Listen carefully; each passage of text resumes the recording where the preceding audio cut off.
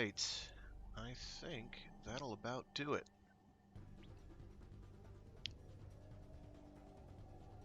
Whoops. That's real good. That's not what I wanted open. Okay. I am going to probably kill the music in a sec.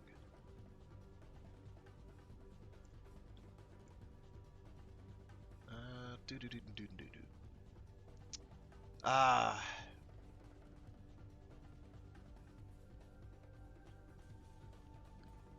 Some excerpts from the PN03 soundtrack, which I thought was a nice way to get us started. Something kind of cool, but a little hopping and a bopping. Alright, I'm going to knock that down. I'm going to open that, or close that. Alright, and that is I believe the Japanese cover to Burning Chrome. I don't know which edition. No idea. But I thought it looked cool. Pretty sure that's the one. I hope I got the right image. If I didn't, that's distressing.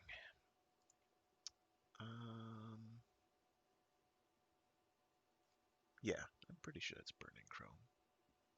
Yes. That's why it says Burning Chrome by William Gibson, dude. Probably because it's Burning Chrome, which, incidentally, is what we are about to be reading. Well, I'll be reading, you'll be listening. You get the point. Fluid. Fluid is good.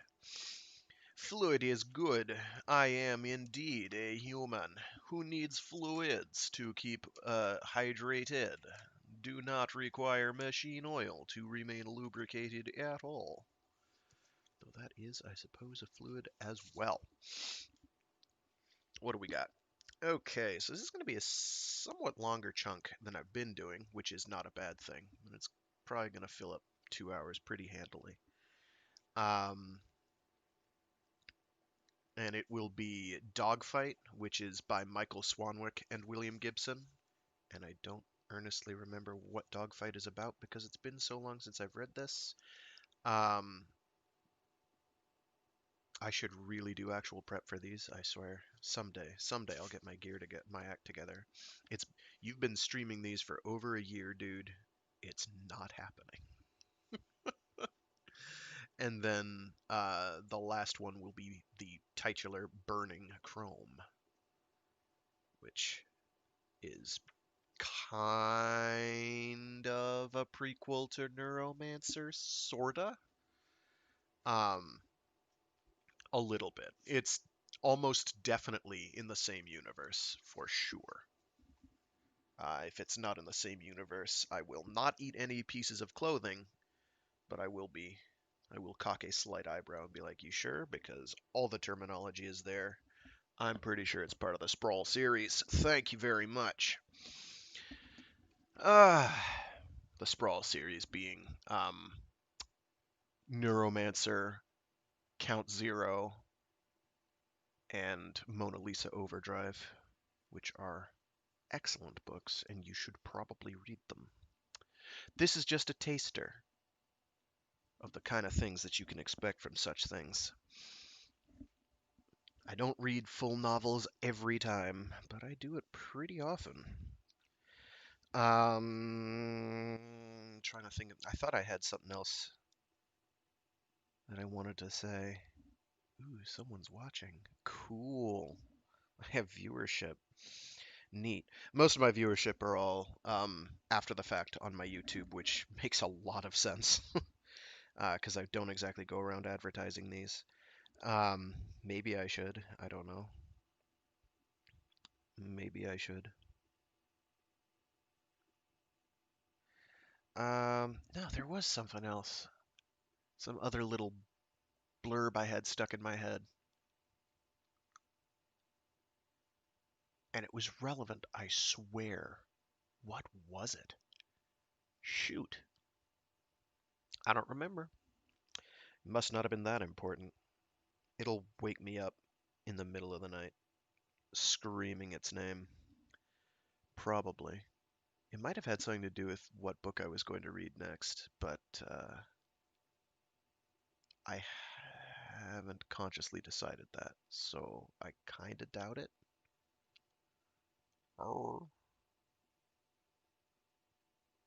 I know what it wasn't going to be. I know there's a bunch of stuff I looked at and was like, I should do this, and then I thought about it for like another 30 seconds and was like, you know, that could get you hunted down, and that would not be ideal. And I won't even say anything beyond the name of the author, and you'll either know or you won't. Um, oh, good. I've forgotten the author's name. Ah, perfect. I am absolved of all wrongdoing already by dint of memory editing omission. Hmm, that would make for a decent plot for a science fiction novel. Cops who are charged with hunt. Actually, I think I've read a short story to that effect on this. Cops are charged with hunting down criminals who've erased their memories and therefore earnestly believe that they haven't done anything wrong because, as far as they're concerned, they haven't. Alternatively, you could do something real crazy like having cops that receive prophetic visions or are told of prophetic things and have to hunt down criminals before they commit their crimes. That'd make a great. Oh wait, that's been done and been turned into a movie of all things. Minority Report. That's Philip K. Dick, right? It kind of has to be. It's paranoid. If it's paranoid and it's like good old fashioned, and by that I mean like from the 60s or 70s, 60s or 70s, science fiction, and it's like there's an element of extreme paranoia, probably Dick was involved. Philip K. Dick, because that man, that man was able to capture the feeling and sense and absolute well, actually, not necessarily the terror, but yes, the terror, but the terroir, the Terroir of paranoia.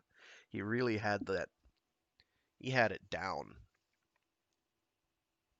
All right, enough banding about the bush. Let's get reading. Okay,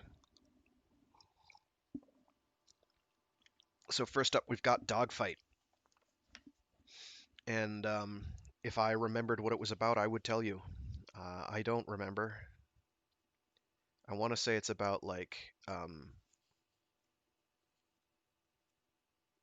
science fiction, like I say science fiction, but like hologram fighter jets, like a video game, but I don't remember offhand. I know I've read a short story like that, but I don't remember if it was from here. So, oops. It's hard when you've read as many things as I have to actually keep it all straight. That is where the difficulty comes in. That's why I reread things to remember. All right, without further ado,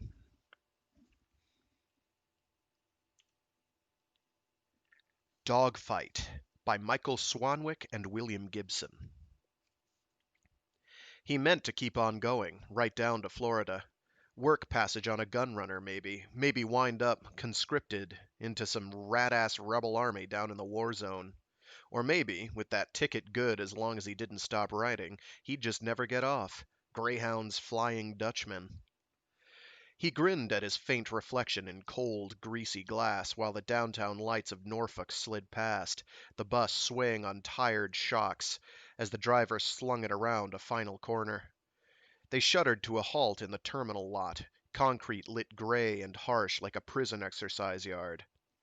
But Deke was watching himself starve, maybe in some snowstorm out of Oswego, with his cheek pressed up against that same bus window, and seeing his remains swept out at the next stop by a muttering old man in faded coveralls. One way or the other, he decided, it didn't mean shit to him. Except his legs seemed to have died already. And the driver called a 20-minute stopover, Tidewater Station, Virginia. It was an old cinder-block building with two entrances to each restroom, holdover from the previous century. Legs like wood, he made a half-hearted attempt at ghosting the notions counter, but the black girl behind it was alert, guarding the sparse contents of the old glass case as though her ass depended on it. Probably does, Deke thought, turning away. Opposite the washrooms, an open doorway offered games, the word flickering feebly in biofluorescent plastic. He could see a crowd of the local kickers clustered around a pool table. Aimless, his boredom following him like a cloud, he stuck his head in and saw a biplane, wings no longer than his thumb, blossom bright orange flame. Corkscrewing, trailing smoke, it vanished the instant it struck the green felt field of the table. "That's right, Tiny," a kicker bellowed. "You take that sumbitch!" "Hey," Deke said, "what's going on?" The nearest kicker was a beanpole with a black mesh Peterbilt cap. "Tiny's defending the Max," he said, not taking his eyes from the table. "Oh yeah? What's that?" But even as he asked, he saw it. A blue enamel medal shaped like a Maltese cross. The slogan, Pour le mérite. Pour le mérite. Divided among its arms. I can't talk today. The blue Max rested on the edge of the table, directly before a vast and perfectly immobile bulk wedged into a fragile-looking chrome tube chair. The man's khaki work shirt would have hung on Deke like the folds of a sail, but it bulged across that bloated torso so tautly that the buttons threatened to tear away at any instant. Deke thought of the Southern troopers he'd seen on his way down, of that weird, gut-heavy endotype balanced on gangly legs that looked like they'd been borrowed from some other body.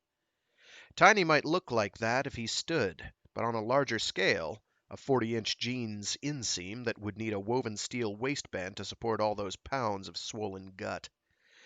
If Tiny were ever to stand at all, for now Deke saw that the shiny frame was actually a wheelchair.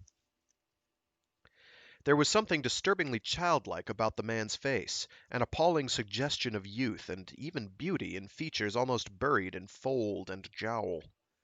Embarrassed, Deke looked away. The other man, the one standing across the table from Tiny, had bushy sideburns and a thin mouth. He seemed to be trying to push something with his eyes, wrinkles of concentration spreading from the corners. "You dumb shit or what?" The man with the Peterbilt cap turned, catching Deke's Indo-Proloboy denims, the brass chains at his wrists, for the first time. "Why don't you get your ass lost, fucker? Nobody wants your kind in here." He turned back to the dogfight. Bets were being made, being covered. The kickers were producing the hard stuff, the old stuff, Liberty-headed dollars and Roosevelt dimes from the stamp and coin stores, while more cautious bettors slapped down antique paper dollars laminated in clear plastic. Through the haze came a trio of red planes, flying in formation. Fokker D-7s. The room fell silent. The Fokkers banked majestically under the solar orb of a 100-watt bulb. A 200-watt bulb. Missed the number there. The blue Spad dove out of nowhere. Two more plunged from the shadowy ceiling, following closely. The kickers swore, and one chuckled. The formation broke wildly. One Fokker dove almost to the felt, without losing the spot on its tail. Furiously, it zigged and zagged across the green flatlands, but to no avail. At last it pulled up, the enemy hard after it, too steeply, and stalled, too low to pull out in time. A stack of silver dimes was scooped up. The Fokkers were outnumbered now. One had two spods on its tail. A needle spray of tracers tore past its cockpit. The Fokker slip-turned right, banked into an Immelmann, and was behind one of its pursuers. It fired, and the biplane fell, tumbling. "Way to go, Tiny!" The kickers closed in around the table. Deke was frozen with wonder. It felt like being born all over again.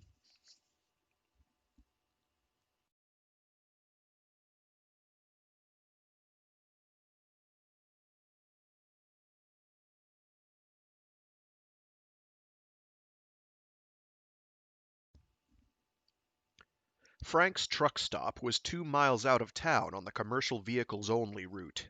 Deke had tagged it, out of idle habit, from the bus on the way in. Now he walked back between the traffic and the concrete crash guards. Articulated trucks went slamming past, big 8-segmented jobs, the wash of air each time threatening to blast him over. CVO stops were easy makes. When he sauntered into Frank's, there was nobody to doubt that he'd come in off a big rig, and he was able to browse the gift shop as slowly as he liked. The wire rack with the projective wetware wafers was located between a stack of Korean cowboy shorts and a display for Fuzz Buster mudguards. A pair of oriental dragons twisted in the air over the rack, either fighting or fucking, he couldn't tell which. The game he wanted was there, a wafer labeled Spods and Fokers. It took him 3 seconds to boost it and less time to slide the magnet, which the cops in D.C. hadn't even bothered to confiscate, across the universal security strip. On the way out, he lifted 2 programming units and a little Batang facilitator remote that looked like an antique hearing aid.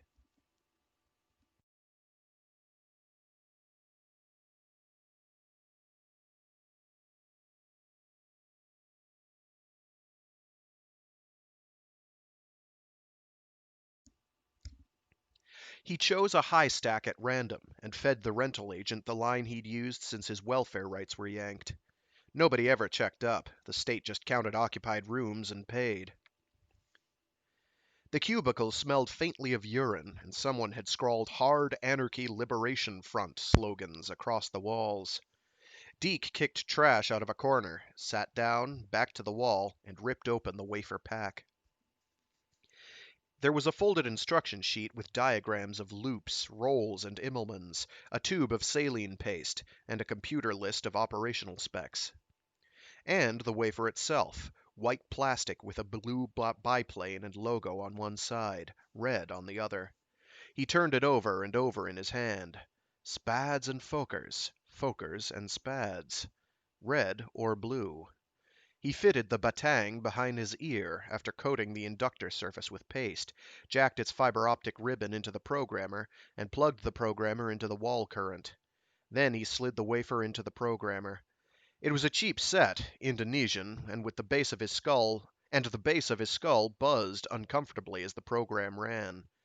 But when it was done, a sky-blue spad darted restlessly through the air, a few inches from his face. It almost glowed, it was so real. It had the strange inner life that fanatically detailed museum-grade models often have, but it took all of his concentration to keep it in existence. If his attention wavered at all, it lost focus, fuzzing into a pathetic blur. He practiced until the battery in the ear set died, then slumped against the wall and fell asleep. He dreamed of flying, in a universe that consisted entirely of white clouds and blue sky, with no up and down, and never a green field to crash into.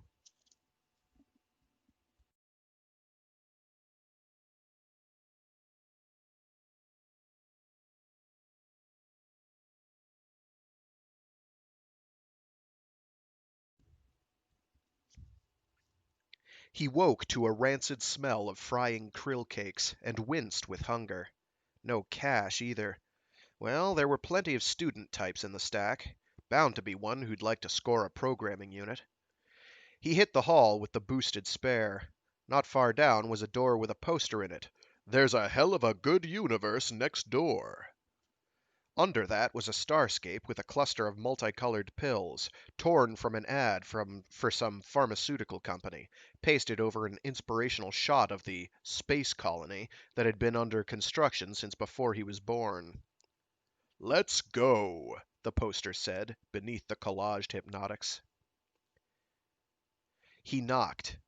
The door opened, security slides stopping it at a 2-inch slice of girl face. "Yeah?" "You're gonna think this is stolen." He passed the programmer from hand to hand. "I mean, because it's new, virtual cherry, and the barcode's still on it.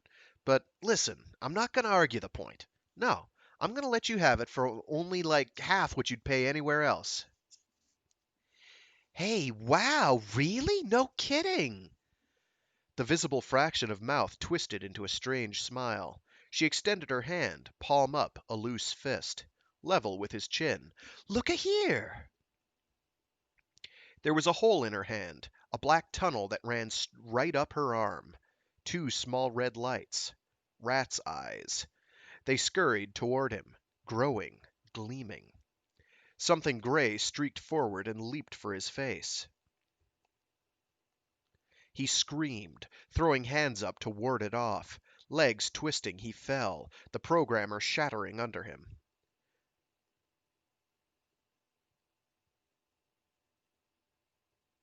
Silicate shards skittered as he thrashed, clutching his head.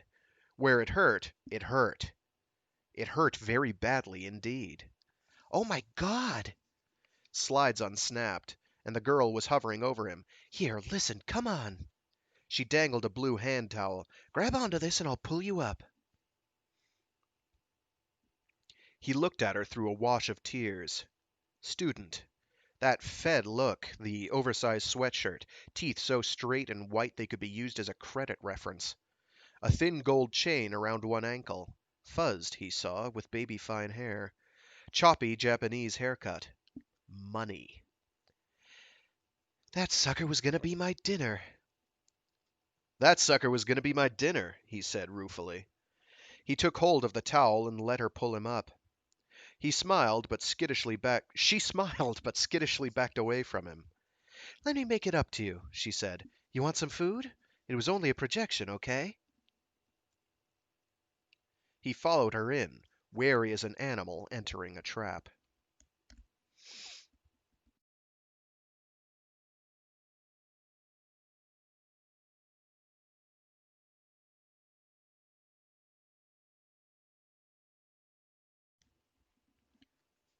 Holy shit, Deke said. This is real cheese. He was sitting on a gut-sprung sofa, wedged between a 4-foot teddy bear and a loose stack of floppies. The room was ankle-deep in books and clothes and papers.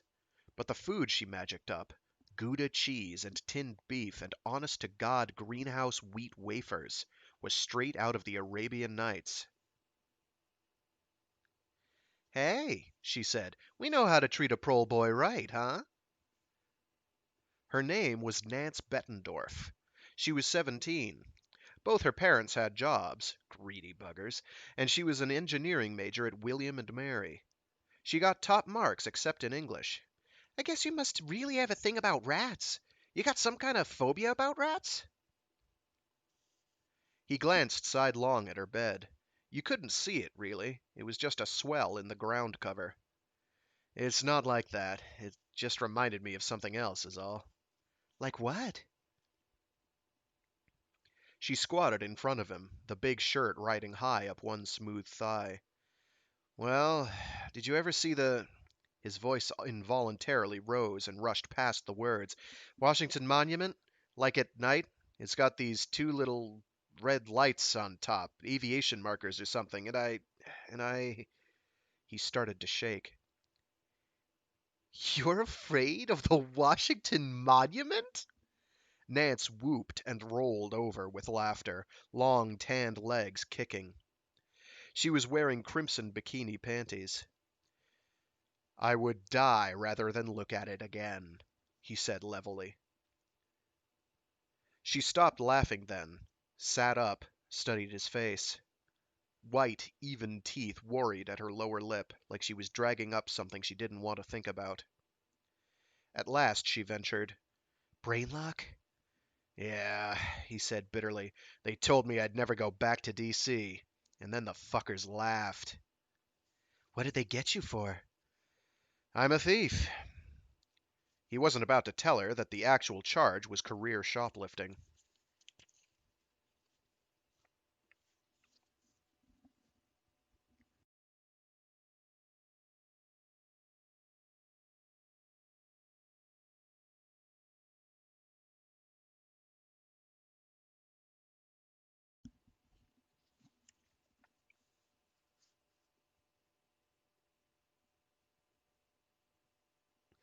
Lot of old computer hacks spent their lives programming machines. And you know what? The human brain is not a goddamn bit like a machine. No way.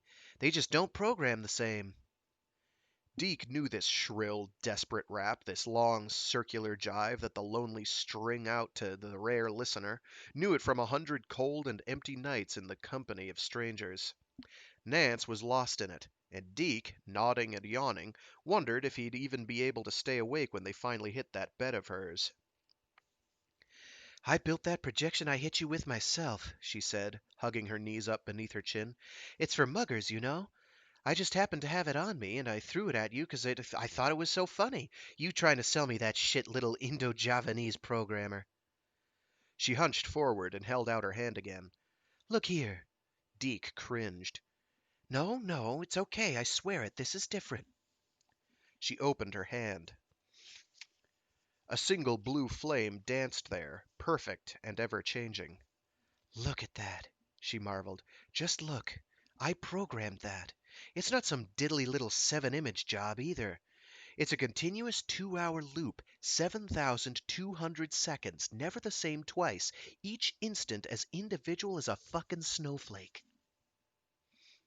The flame's core was glacial crystal, shards and facets flashing up, twisting and gone, leaving behind near subliminal images so bright and sharp that they cut the eye. Deke winced. People, mostly. Pretty little naked people, fucking. "How the hell did you do that?" She rose, bare feet slipping on slick magazines, and melodramatically swept folds of loose printout from a raw plywood shelf. He saw a neat row of small consoles, austere and expensive looking. Custom work. "This is the real stuff I got here. Image Facilitator. Here's my fast wipe module. This is a BrainMap 1-to-1 function analyzer." She sang off the names like a litany. "Quantum flicker stabilizer, program splicer, an image assembler." "You need all that to make one little flame?" "You betcha. This is all state-of-the-art professional projective wetware gear. It's years ahead of anything you've seen." "Hey," he said, "you know anything about spods and fokers?" She laughed. And then, because he sensed the time was right, he reached out to take her hand. "Don't you touch me, you motherfuck! Don't you ever touch me!" Nance screamed, and her head slammed against the wall as she recoiled, white and shaking with terror. "Okay." He threw up his hands. "Okay. I'm nowhere near you. Okay?" She cowered away from him. Her eyes were round and unblinking.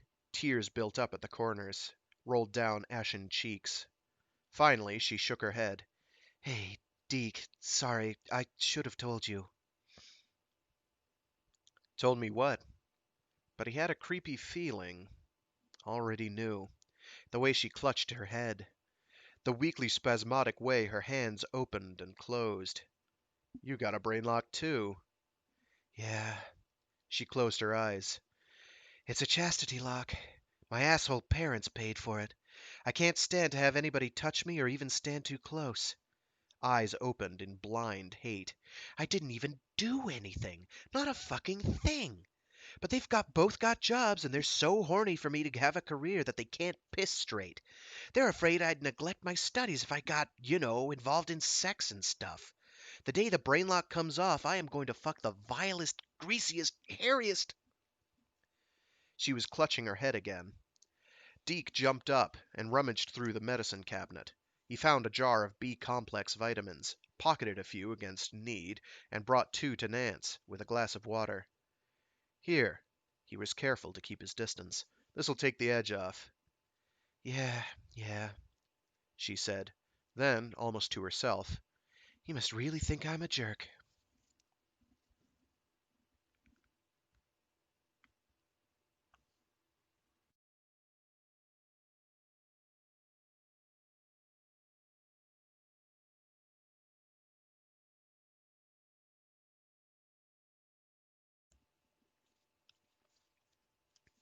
The games room in the Greyhound station was almost empty.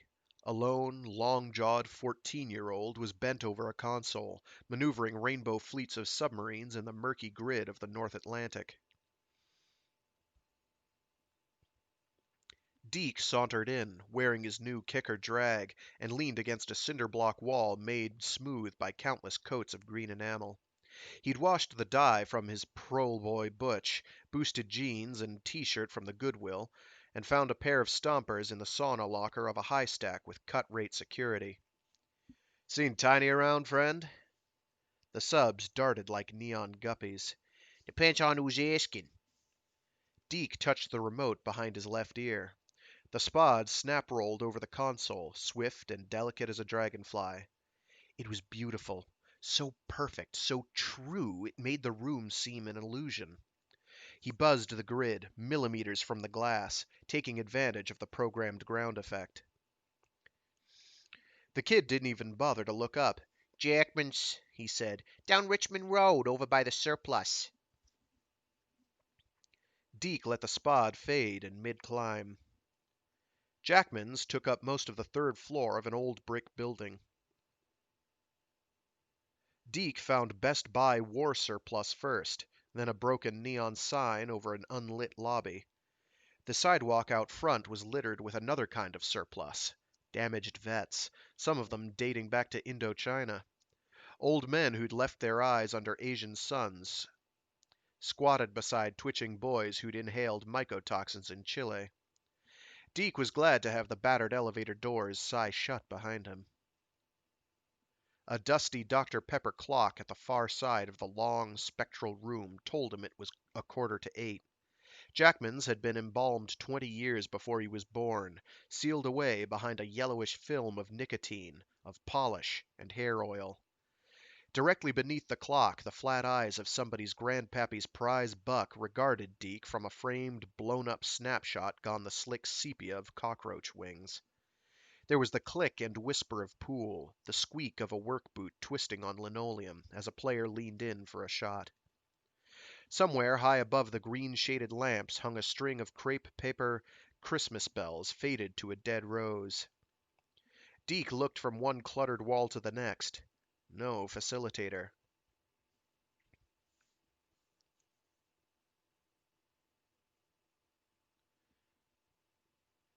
"Bring one in, should we need it," someone said.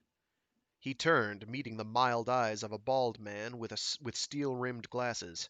"My name's Klein, Bobby Earl. You don't look like you shoot pool, mister." But there was nothing threatening in Bobby Earl's voice or stance. He pinched the steel frames from his nose and polished the thick lenses with a fold of tissue. He reminded Deke of a shop instructor who'd patiently tried to teach him retrograde biochip installation. "I'm a gambler," he said, smiling. His teeth were white plastic. "I know I don't much look it." "I'm looking for Tiny," Deke said. "Well," replacing the glasses, "you're not gonna find him. He's gone up to Bethesda to let the VA clean his plumbing for him. He wouldn't fly against you anyhow." "Why not?" "Well, because you're not on the circuit or I'd know your face. You any good?" When Deke nodded, Bobby Earl called down the length of Jackman's. "Yo, Clarence! You bring out that facilitator. We got us a flyboy."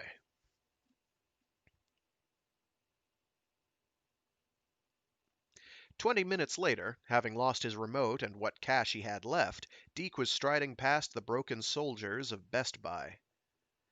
"Now let me tell you, boy," Bobby Earl had said in a fatherly tone, hand on shoulder, as he led Deke back to the elevator, "you're not going to win against a combat vet. You listening to me? I'm not even especially good, just an old grunt who was on Hype 15 maybe 20 times. Old Tiny, he was a pilot. Spent his entire enlistment hyped to the gills. He's got membrane attenuation real bad. You ain't never gonna beat him." It was a cool night, but Deke burned with anger and humiliation.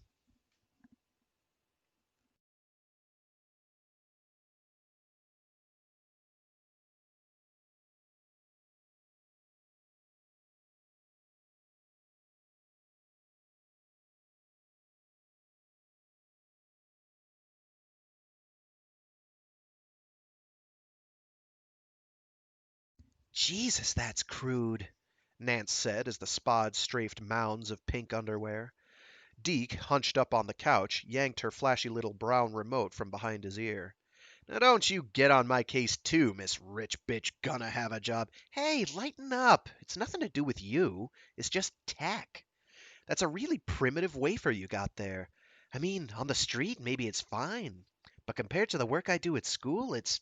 Hey, you ought to let me rewrite it for you. Say what? Let me beef it up. These suckers are all written in hexadecimal, see? 'Cause the industry programmers are all washed out computer hacks. That's how they think.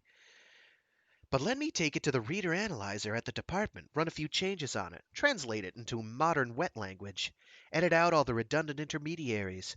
That'll goose up your reaction time, cut the feedback loop in half. So you'll fly faster and better. Turn you into a real pro, Ace. She took a hit off her bong, then doubled over, laughing and choking. Is that legit? Deke asked dubiously. Hey, what do you think? Why do you think people buy gold wire remotes? For the prestige? Shit. Conductivity's better, cuts a few nanoseconds off the reaction time. And reaction time is the name of the game, kiddo. Nah, Deke said. If it were that easy, people'd already have it. Tiny Montgomery would have it. He'd have the best. Don't you ever listen? Nance set down the bong. Brown water slopped onto the floor. The stuff I'm working with is 3 years ahead of anything you'll find on the street. No shit, Deke said after a long pause. I mean, you can do that?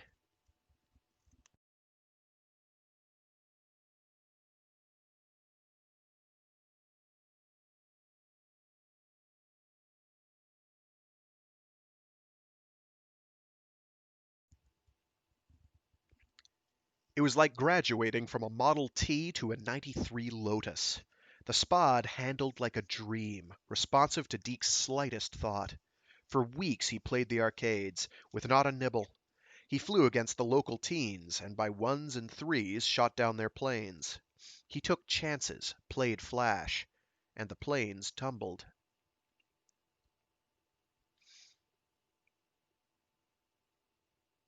Until one day Deke was tucking his seed money away, and a lanky black straightened up from the wall. He eyed the laminateds in Deke's hand and grinned. A ruby tooth gleamed. You know, the man said, I heard there was a Casper who could fly going up against the kiddies.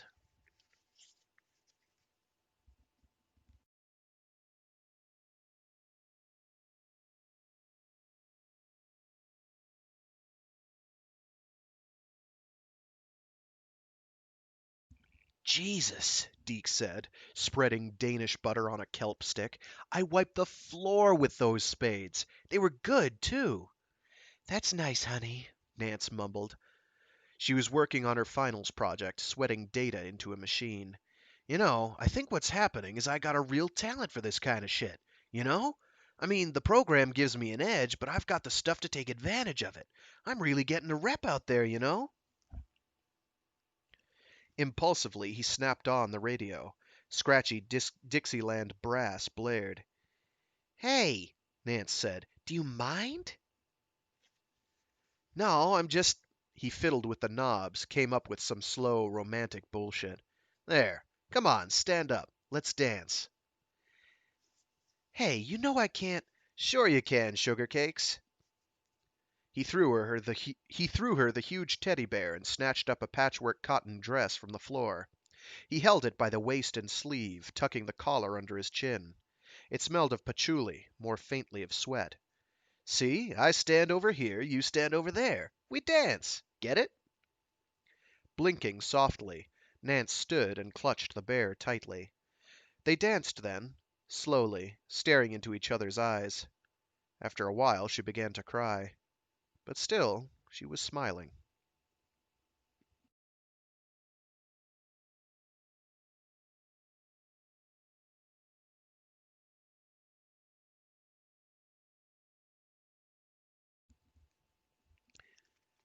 Deke was daydreaming, imagining he was Tiny Montgomery, wired into his jump jet.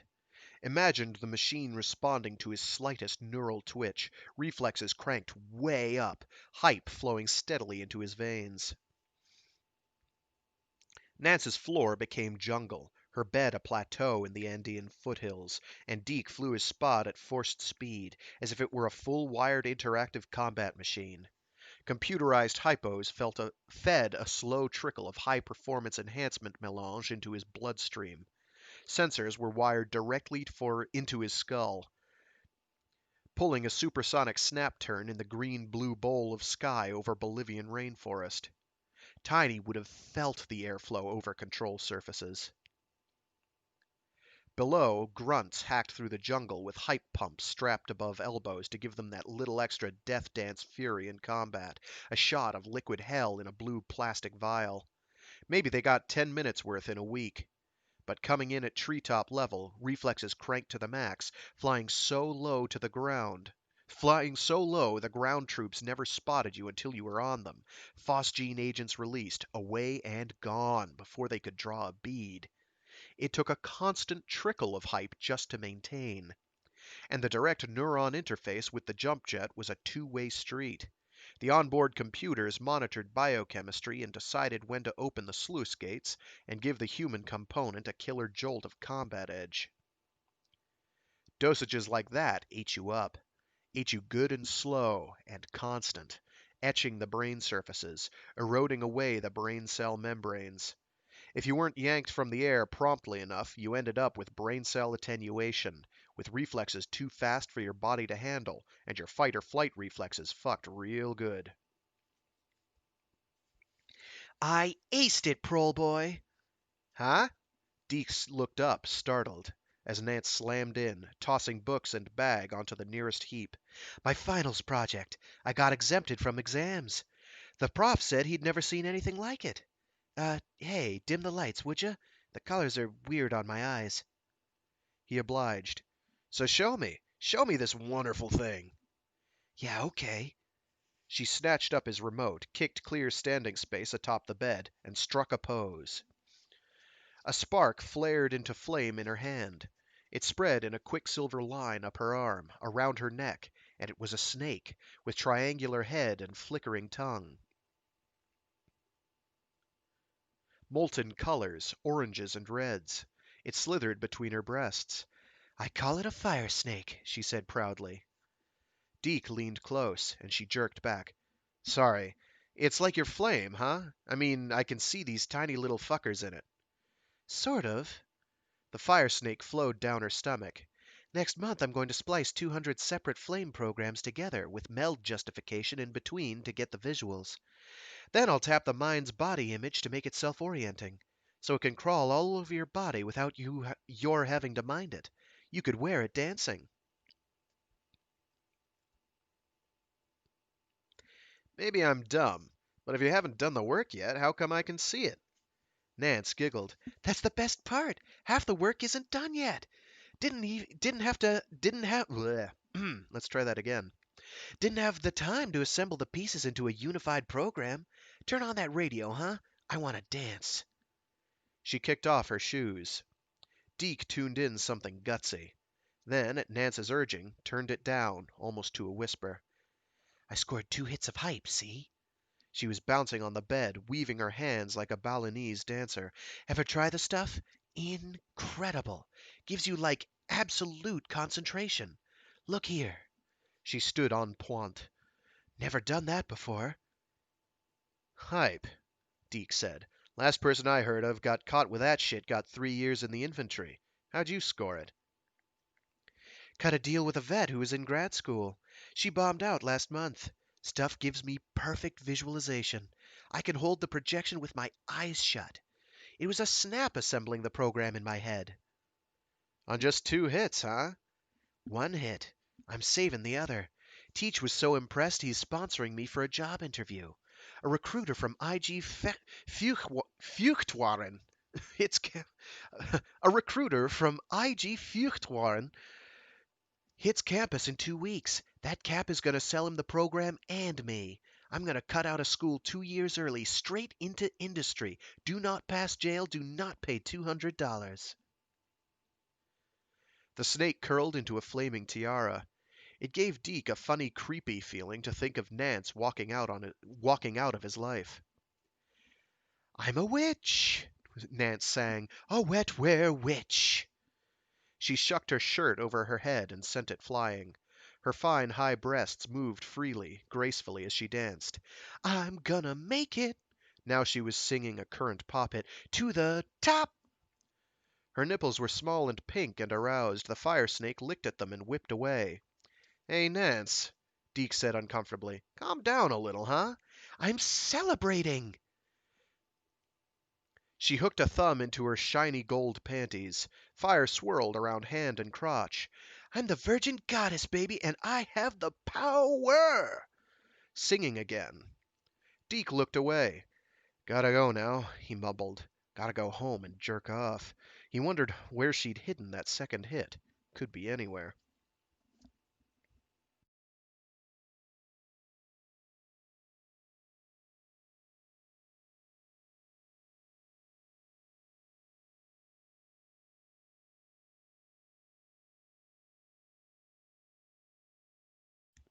There was a protocol to the circuit, a tacit order of deference and precedence as elaborate as that of a Mandarin court. It didn't matter that Deke was hot, that his rep was spreading like wildfire. Even a name flyboy couldn't just challenge whom he wished. He had to climb the ranks. But if you flew every night, if you were always available to anybody's challenge, and if you were good, well, it was possible to climb fast. Deke was one plane up. It was tournament fighting, 3 planes against 3. Not many spectators, a dozen maybe, but it was a good fight, and they were noisy. Deke was immersed in the manic calm of combat when he realized suddenly that they had fallen silent. Saw the kickers stir and exchange glances. Eyes flicked past him. He heard the elevator doors close. Coolly, he disposed of the second of his opponent's planes, then risked a quick glance over his shoulder. Tiny Montgomery had just entered Jackman's. The wheelchair whispered across the browning linoleum, guided by tiny twitches of one imperfectly paralyzed hand. His expression was stern, blank, calm. In that instant, Deke lost 2 planes. One to de-resolution, gone to blur and cancelled out by the facilitator, and the other because his opponent was a real fighter. Guy did a barrel roll, killing speed and slipping to the side, and strafed Deke's biplane as it shot past. It went down in flames. Their last 2 planes shared altitude and speed, and as they turned, trying for position, they naturally fell into a circling pattern. The kickers made room as Tiny wheeled up against the table. Bobby Earl Klein trailed after him, lanky and casual. Deke and his opponent traded glances and pulled their machines back from the pool table so they could hear the man out. Tiny smiled. His features were small, clustered in the center of his pale, doughy face. One finger twitched slightly on the chrome handrest. "I heard about you." He looked straight at Deke. His voice was soft and shockingly sweet, a little baby girl voice. "I heard you're real good." Deke nodded slowly. The smile left Tiny's face. His soft, fleshy lips relaxed into a natural pout, as if he were waiting for a kiss. His small, bright eyes studied Deke without malice. "Let's see what you can do, then." Deke lost himself in the cool game of war. And when the enemy went down in smoke and flame, to explode and vanish against the table, Tiny wordlessly turned his chair, wheeled it into the elevator, and was gone. As Deke was gathering up his winnings, Bobby Earl eased up to him and said, "The man wants to play you." "Yeah?" Deke was nowhere near high enough on the circuit to challenge Tiny. "What's the scam?" "Man who was coming up from Atlanta tomorrow canceled. Old Tiny, he was spoiling to go up against somebody new, so it looks like you get your shot at the max." "Tomorrow? Wednesday? Doesn't give me much prep time." Bobby Earl smiled gently. "I don't think that makes no never mind." "How's that, Mr. Klein?" "Boy, you just ain't got the moves, you follow me? Ain't got no surprises. You fly like some kind of beginner, only faster and slicker. You follow what I'm trying to say?" "I'm not sure I do. You want to put a little action on that?" Tell you truthful, Klein said. I've been hoping on that. He drew a small black notebook from his pocket and licked a pencil stub. Give you 5-1. They's nobody gonna give no fairer odds than that. He looked at Deke almost sadly. But Tiny, he's just naturally better'n you, and that's all she wrote, boy. He lives for that goddamn game. Ain't got nothing else. Can't get out of that goddamn chair. You think you can best a man who's fighting for his life? You are just lying to yourself.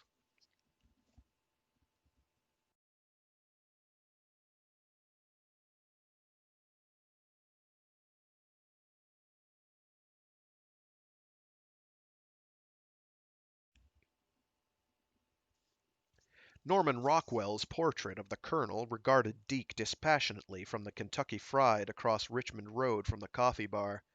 Deke held his cup with hands that were cold and trembling. His skull hummed with fatigue. Klein was right, he told the colonel. I can go up against Tiny, but I can't win. The colonel stared back, gaze calm and level and not particularly kindly, taking in the coffee bar and Best Buy and all his drag-ass kingdom of Richmond Road, waiting for Deke to admit to the terrible thing he had to do. The bitch is planning to leave me anyway, Deke said aloud, which made the black counter girl look at him funny, then quickly away.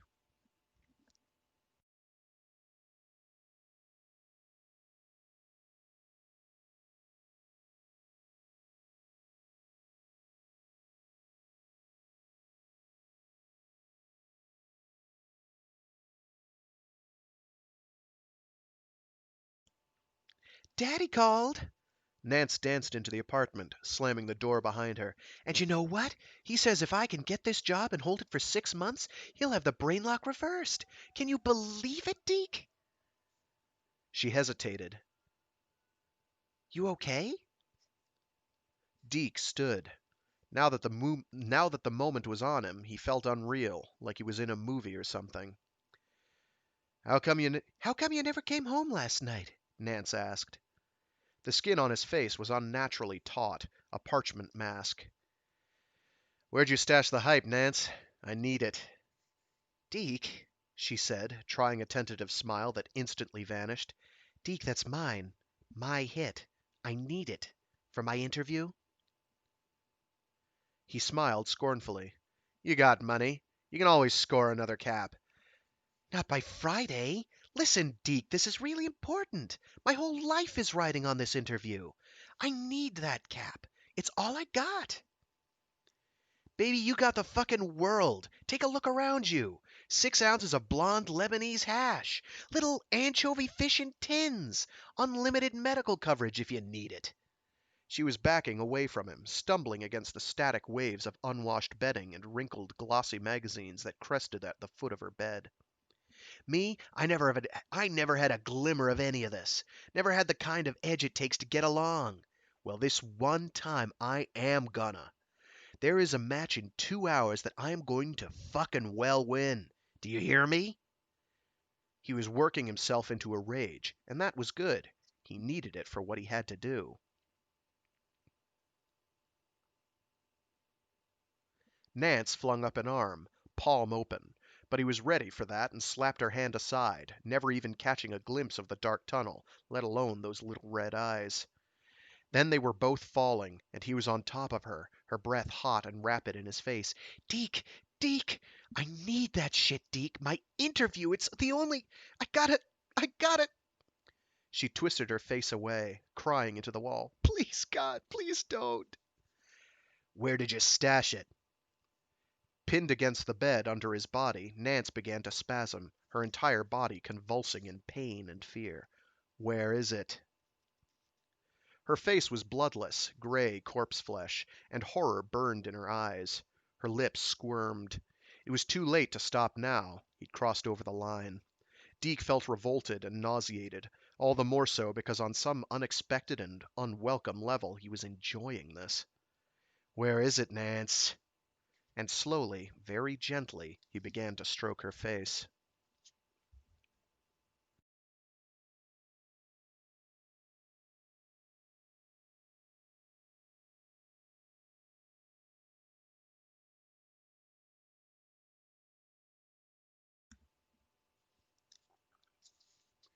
Deke summoned Jackman's elevator with a finger that moved as fast and straight as a hornet and landed daintily as a butterfly on the call button. He was full of bouncy energy, and it was all under control. On the way up, he whipped off his shades and chuckled at his reflection in the finger-smudged chrome. The blacks of his eyes were like pinpricks, all but invisible, and still the world was neon bright. Tiny was waiting. The cripple's mouth turned up at the corners into a sweet smile as he took in Deke's irises, the exaggerated calm of his motions, the unsuccessful attempt to mime an undrugged clumsiness. "Well," He said in that girlish voice, looks like I have a treat in store for me." the Max was draped over one tube of the wheelchair. Deke took up position and bowed, not quite mockingly. Let's fly. As Challenger, he flew defense. He materialized his planes at a conservative altitude, high enough to dive, low enough to have warning when Tiny attacked. He waited. The crowd tipped him. A fat boy with brilliantined hair looked startled. A hollow-eyed cracker started to smile. Murmurs rose. Eyes shifted slow motion in heads frozen by hyped-up reaction time. Took maybe 3 nanoseconds to pinpoint the source of the attack. Deke whipped his head up and, son of a bitch, he was blind! The Fokkers were diving straight from the 200-watt bulb, and Tiny had suckered him into staring right at it. His vision whited out. Deke squeezed lids tight over welling tears and frantically held visualization. He split his flight, curving 2 biplanes right, one left. Whoops. Immediately twisting each a half turn, then back again. He had to dodge randomly. He couldn't tell where the hostile warbirds were. Tiny chuckled. Deke could hear him through the sounds of the crowd, the cheering and cursing and slapping down of coins that seemed to syncopate independent of the ebb and flow of the duel. When his vision returned an instant later, a Spad was in flames and falling. Fokkers tailed his surviving planes, 1 on one and 2 on the other.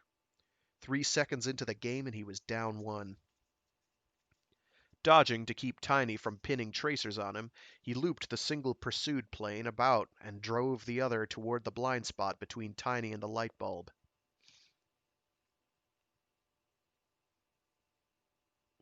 Tiny's expression went very calm. The faintest shadow of disappointment, of contempt even, was swallowed up by tranquility. He tracked the planes blandly, waiting for Deke to make his turn. Then, just short of the blind spot, Deke shoved his Spad into a drive, the Fokkers overshooting and banking wildly to either side, twisting around to regain position. The Spad swooped down on the third Fokker, pulled into position by Deke's other plane. Fire strafed wings and crimson fuselage. For an instant, nothing happened, and Deke thought he had a fluke miss. Then the little red mother veered left and went down, trailing black, oily smoke. Tiny frowned, small lines of displeasure marring the perfection of his mouth. Deke smiled. 1 even, and Tiny held position.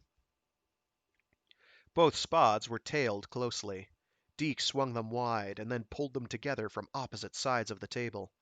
He drove them straight for each other, neutralizing Tiny's advantage. Neither could fire without endangering his own planes. Deke cranked his machines up to top speed, slamming them at each other's nose. An instant before they crashed, Deke sent the planes over and under one another, opening fire on the Fokkers and twisting away. Tiny was ready. Fire filled the air. Then 1 blue and 1 red plane soared free, heading in opposite directions. Behind them, 2 biplanes tangled in midair. Wings touched, slewed about, and the planes crumpled. They fell together, almost straight down, to the green felt below. 10 seconds in, and 4 planes down. A black vet pursed his lips and blew softly. Someone else shook his head in disbelief. Tiny was sitting straight and a little forward in his wheelchair, eyes intense and unblinking, soft hands plucking feebly at the grips. None of that amused and detached bullshit now. His attention was riveted on the game. The kickers, the table, Jackman's itself might not exist at all for him. Bobby Earl Klein laid a hand on his shoulder. Tiny didn't notice. The planes were at opposite ends of the room, laboriously gaining altitude. Deke jammed his against the ceiling, dim through the smoky haze. He spared Tiny a quick glance, and their eyes locked. Cold against cold. "Let's see your best," Deke muttered through clenched teeth. They drove their planes together.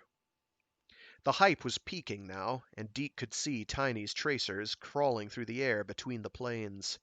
He had to put his spot into the line of fire to get off a fair burst, then twist and bank so the Fokker's bullets would slip by his undercarriage.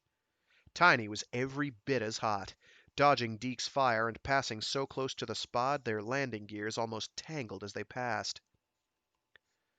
Deke was looping his spot in a punishingly tight turn when the hallucinations hit. The felt writhed and twisted, became the green hell of Bolivian rainforest that Tiny had flown combat over. The walls receded to gray infinity, and he felt the metal confinement of a cybernetic jump jet close in around him. But Deke had done his homework. He was expecting the hallucinations, and knew he could deal with them. The military would never pass on a drug that couldn't be fought through. Spot and Fokker looped into another pass. He could read the tensions in Tiny Montgomery's face, the echoes of combat in deep jungle sky. They drove their planes together, feeling the torqued tensions that fed straight from instrumentation to hindbrain, the adrenaline pumps kicking in behind the armpits, the cold, fast freedom of airflow the cold, fast freedom of airflow over jet skin mingling with the smells of hot metal and fear sweat. Tracers tore past his face, and he pulled back, seeing the Spad zoom by the Fokker again, both untouched. The kickers were just going ape, waving hats and stomping feet, acting like God's own fools. Deke locked glances with Tiny again. Malice rose up in him, and though his every nerve was taut as the carbon crystal whiskers that kept the jump jets from falling apart in Superman turns over the Andes, he counterfeited a casual smile and winked, jerking his head slightly to one side, as if to say, "Look-a here." Tiny glanced to the side. It was only for a fraction of a second, but that was enough. Deke pulled as fast and tight an Immelman right on the edge of theoretical... Oh, whoops. Let's retry that sentence, because I mangled it. It was only for a fraction of a second, but that was enough. Deke pulled as fast and tight an Immelman, right on the edge of theoretical tolerance, as had ever been seen on the circuit, and he was hanging on to Tiny's tail. "Let's see you get out of this one, sucker." Tiny rammed his plane straight down at the green, and Deke followed after. He held his fire. He had Tiny where he wanted him. Running. Just like he'd been on his every combat mission. High on exhilaration and hype, maybe, but running scared. They were down to the felt now, flying treetop level. Brake, Deke thought, and jacked up the speed. Peripherally, he could see Bobby Earl Klein, and there was a funny look on the man's face. A pleading kind of look. Tiny's composure was shot. His face was twisted and tormented. Now Tiny panicked and dove his plane in among the crowd. The biplanes looped and twisted between the kickers. Some jerked back involuntarily, and others laughingly swatted at them with their hands. But there was a hot glint of terror in Tiny's eyes that spoke of an eternity of fear and confinement, two edges sawing away at each other endlessly. The fear was death in the air, the confinement a locking away in metal, first of the aircraft, then of the chair. Deke could read it all in his face. Combat was the only out Tiny had had, and he'd taken it every chance he got. Until some anonymous nacionalista with an antique SAM tore him out of that blue-green Bolivian sky and slammed him straight down to Richmond Road and Jackman's and the smiling killer boy he faced this one last time across the faded cloth. Deke rocked up on his toes, face burning with that $1,000,000 smile that was the trademark of the drug that had already fried Tiny before anyone ever bothered to blow him out of the sky in a hot tangle of metal and mangled flesh. It all came together then. He saw that flying was all that held Tiny together, that daily brush of fingertips against death, and then rising up from the metal coffin, alive again. He'd been holding back collapse by sheer force of will. Break that willpower, and mortality would come pouring out and drown him. Tiny would lean over and throw up in his own lap.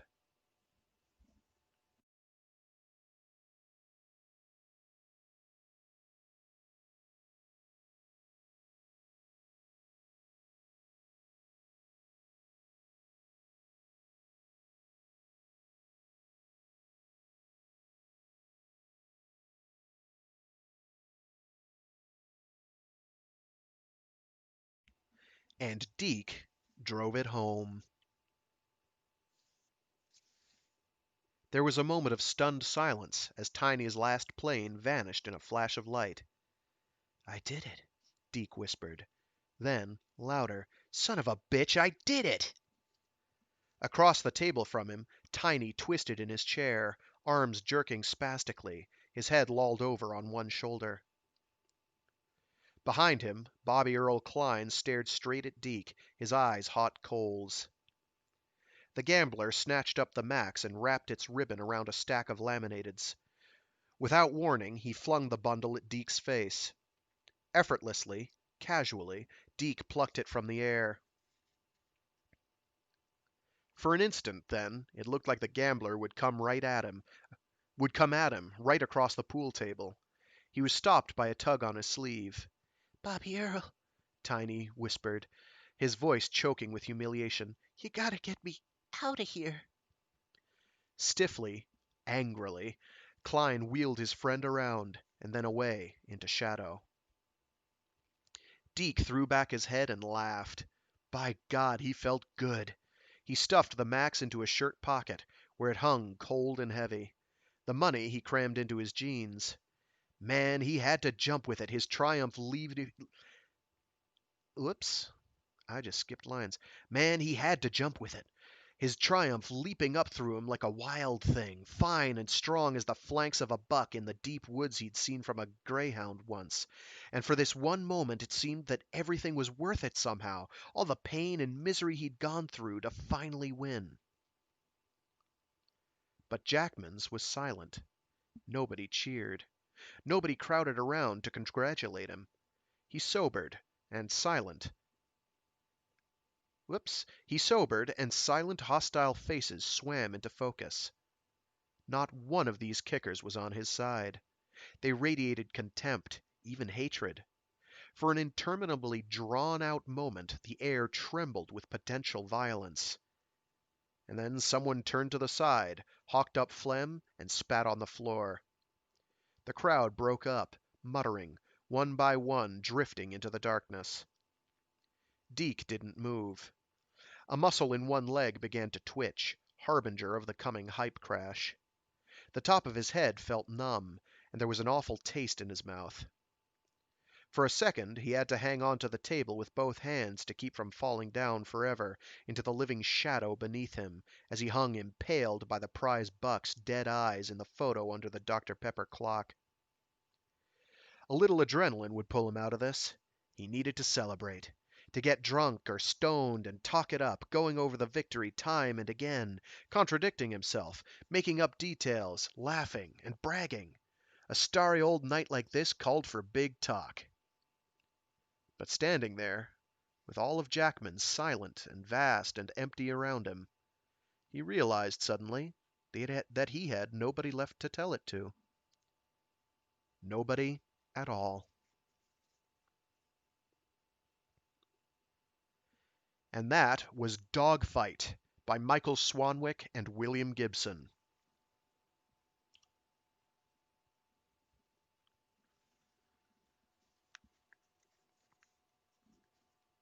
Well, Deke's an asshole. So that guy was not a nice man. Like, I can get wanting to do something well, and then doing absolutely anything in your power to make it happen, but kind of just going around ruining lives as you do it, I believe they call that uncool. Kind of a shitty guy. Kind of a shitty guy. Let's see. So yeah, no, that one was pretty good, I thought. Aside from, the main character being a complete scumbag, or at least a lot of an asshole.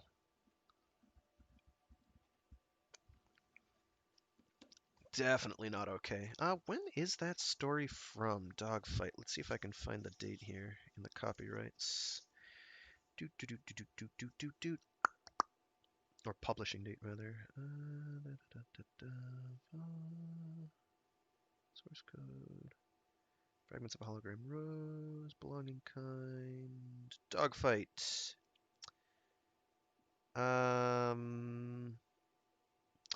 Johnny Mnemonic, Hinterlands, Red Star, Winter Orbit, New Rose Hotel, Dogfight, and Burning Chrome. Copyrighted by Omni Publication International Limited, 1981, 82, 83, and 85. So, early 80s is when that one dates from. Now we just have esports, and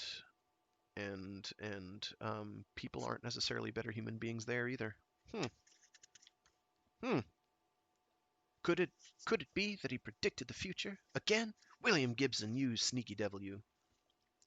So good. Hmm. I don't know about like ruining people's lives for military grade performance enhancers though to get better at the game. Though I don't know that that doesn't happen. I don't. I'm not in esports, so I could not tell you. Oh, cool. Mixer's not working. I wonder why. I probably have to update my stream key. Whatever. Okay. Next up, we have pure William Gibson in Burning Chrome, which is a hacker story and therefore awesome.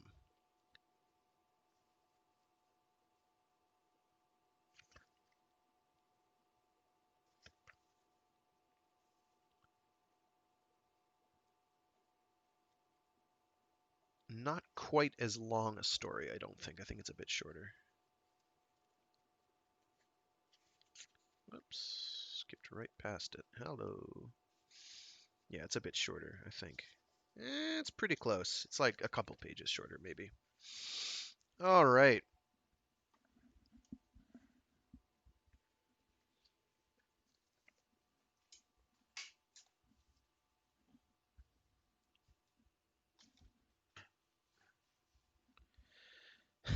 I don't know why, but I was reminded of the snow crash. The we're gonna have them listen to Reason bit, and Reason winds up being a tiny man-portable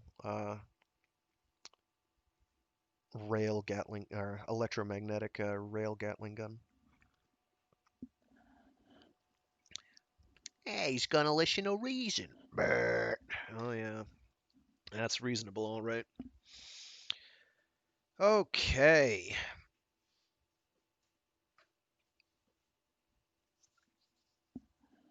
Ready to go.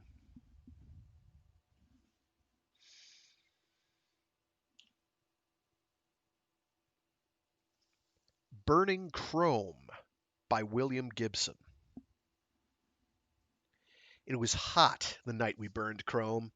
Out in the malls and plazas, moths were batting themselves to death against the neon, but in Bobby's loft the only light came from a monitor screen and the green and red LEDs on the face of the Matrix simulator.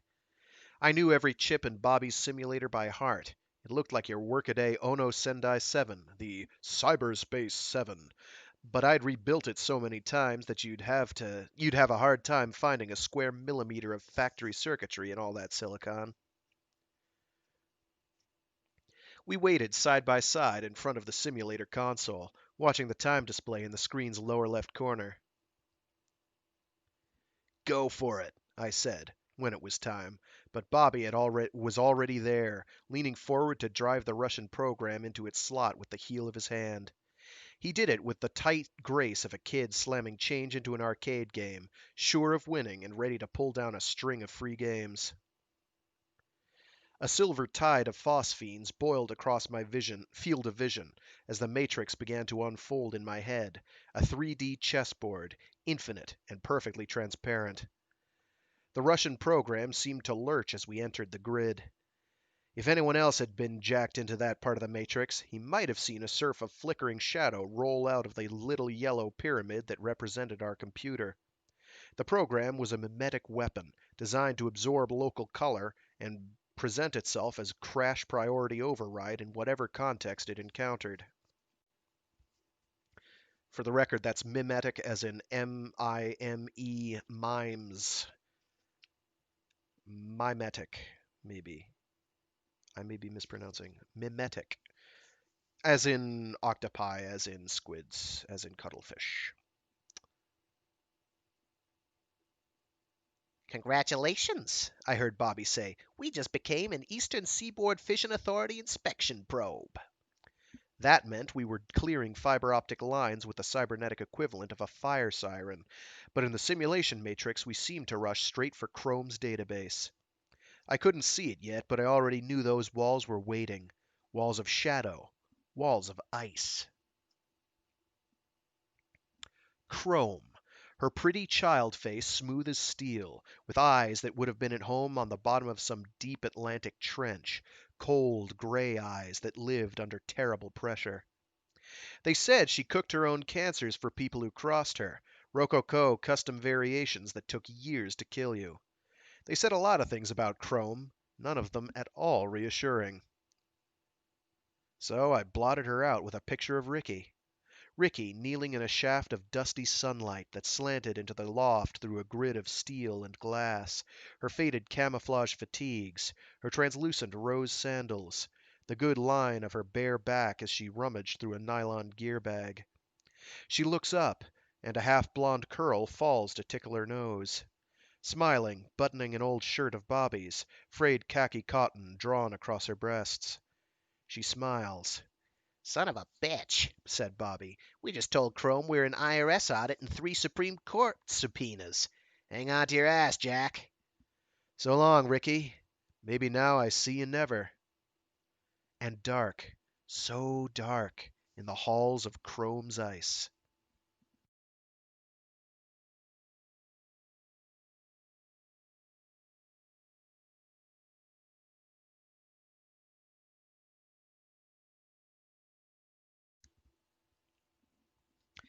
Bobby was a cowboy, and ice was the nature of his game. ICE from ICE, Intrusion Countermeasures Electronics. The matrix is an abstract representation of the relationships between data systems. Legitimate programmers jack into their employer's sector of the matrix and find themselves surrounded by bright geometries representing the corporate data. Towers and fields of it ranged in the colorless non-space of the simulation matrix, the electronic consensus hallucination that facilitates the handling and exchange of massive quantities of data. Legitimate programmers never see the walls of ice they work behind, the walls of shadow that screen their operations from others, from industrial espionage artists and hustlers like Bobby Quine. Bobby was a cowboy. Bobby was a cracksman, a burglar, casting mankind's extended electronics nervous system casing. Good golly. Let's take that from the top. Bobby was a cowboy. Bobby was a cracksman, a burglar, casing mankind's extended electronic nervous system, rustling data and credit in the crowded matrix, monochrome non-space where the only stars are dense concentrations of information, and high above it all burn corporate galaxies and the cold spiral arms of military systems. Bobby was another one of those young, old faces you see when drinking in the Gentleman Loser, the chic bar for computer cowboys, rustlers, cybernetic second-story men. We were partners. Bobby Quine and Automatic Jack. Bobby's the thin, pale dude with the dark glasses, and Jack's the mean-looking guy with the myoelectric arm. Bobby's software, and Jack's hard. Bobby punches console, and Jack runs down all the little things that can give you an edge. Or anyway, that's what the scene watchers in The Gentleman's Loser would have told you, before Bobby decided to burn Chrome. But they also might have told you that Bobby was losing his edge, slowing down. He was 28, Bobby, and that's old for a console cowboy. Both of us were good at what we did, but somehow that one big score just wouldn't come down for us. I knew where to go for the right gear, and Bobby had all his licks down pat. He'd sit back with a white terry sweatband across his forehead and whip moves on those keyboards faster than you could follow, punching his way through some of the fanciest ice in the business. But that was when something happened that managed to get him totally wired, and that didn't happen often. Not highly motivated, Bobby, and I was the kind of guy who's happy to have the rent covered and a clean shirt to wear. But Bobby had this thing for girls, like when they were his private tarot or something, the way he'd get himself moving. We never talked about it, but when it started to look like he was losing his touch that summer, he started to spend more time in the Gentleman Loser. He'd sit at a table by the open doors and watch the crowd slide by, nights when the bugs were at the neon and the air smelled of perfume and fast food. You could see his sunglasses scanning those faces as they passed, and he must have decided that Ricky's was the one he was waiting for, the wild card and the luck changer. The new one.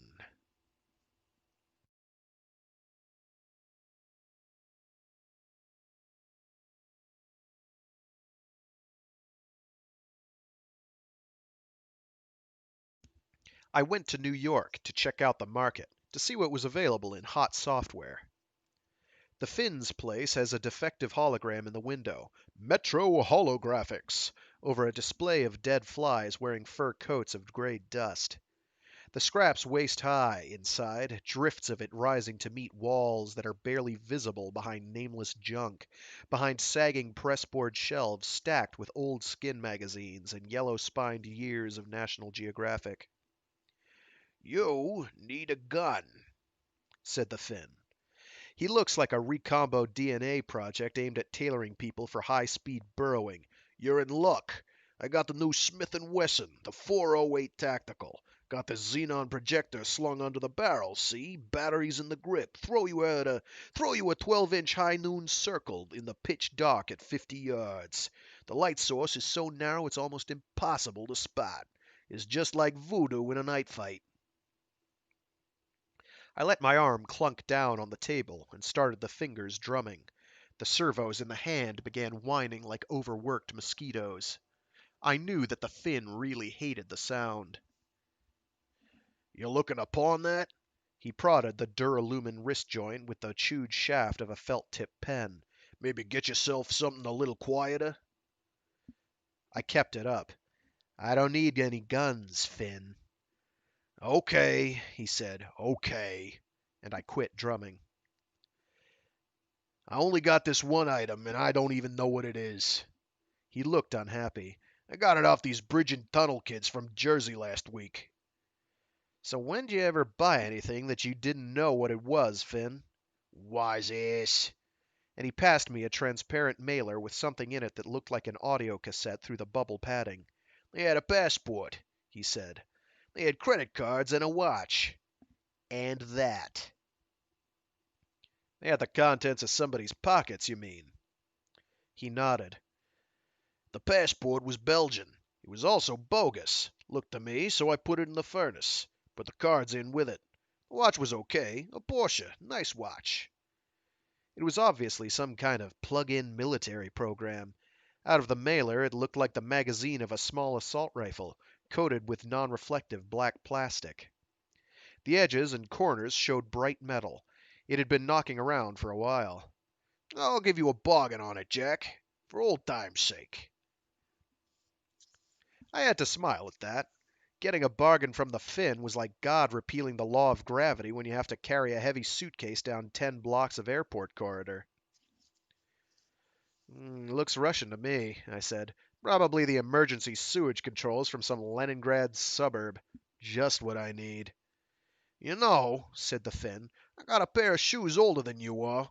Sometimes you think you got about as much class as those yahoos from Jersey. What do you want me to tell you? It's the keys to the Kremlin? You figure out what the goddamn thing is. Me? I just sell the stuff." I bought it.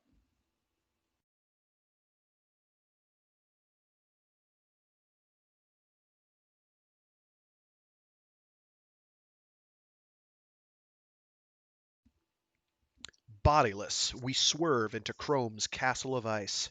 And we're fast. Fast. It feels like we're surfing the crest of the invading program, hanging 10 above the seething glitch systems as they mutate. We're sentient patches of oil swept along down corridors of shadow. Somewhere we have bodies, very far away, in a crowded loft roofed with steel and glass. Somewhere we have microseconds, maybe time left to pull out. We've crashed her gates disguised as an audit and 3 subpoenas, but her defenses are specifically geared to cope with that kind of official intrusion. Her most sophisticated ICE is structured to fend off warrants, writs, subpoenas. When we breached the first gate, the bulk of her data vanished behind Core Command ICE. These walls we see as leagues of corridor, mazes of shadow. 5 separate landlines spurted Mayday signals to the law firms, but the virus had already taken over the parameter ICE. The glitch systems gobble the distress calls as our mimetic subprograms scan anything that hasn't been blanked by Core Command. The Russian program lifts a Tokyo number from the unscreened data, choosing it for frequency of calls, average length of calls, the speed with which Chrome returned those calls. Okay, says Bobby. We're an incoming scrambler call from a pair from a. Okay, says Bobby. We're an incoming scrambler call from a pal of hers in Japan. That should help. Ride 'em, cowboy.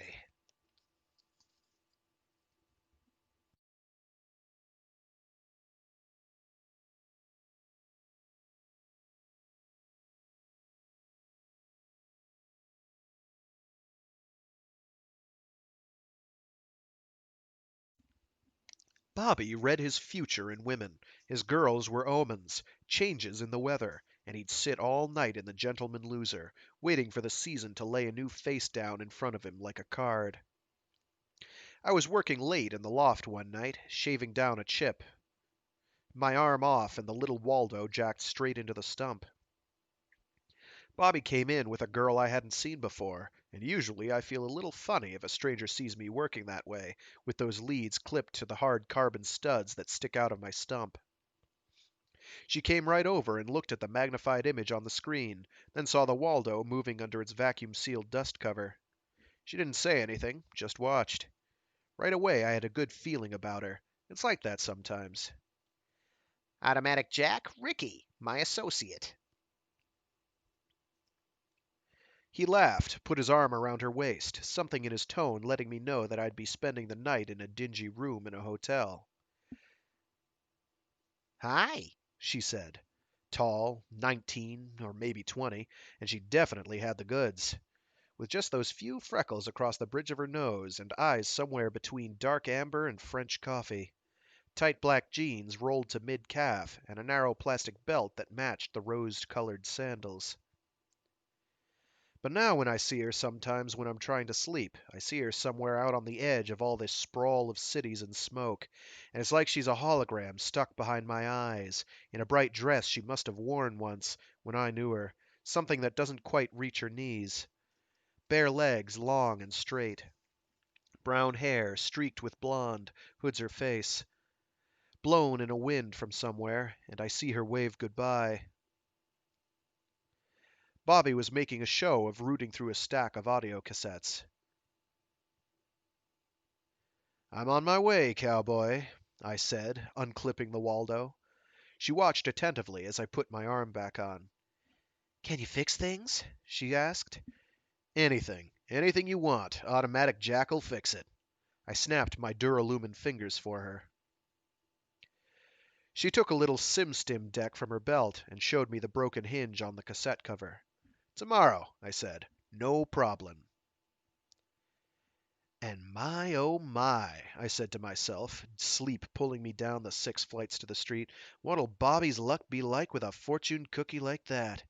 If his system worked, we'd be striking it rich any night now.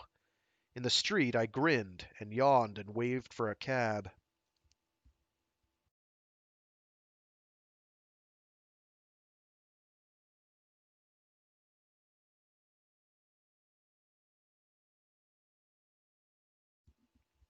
Chrome's castle is dissolving.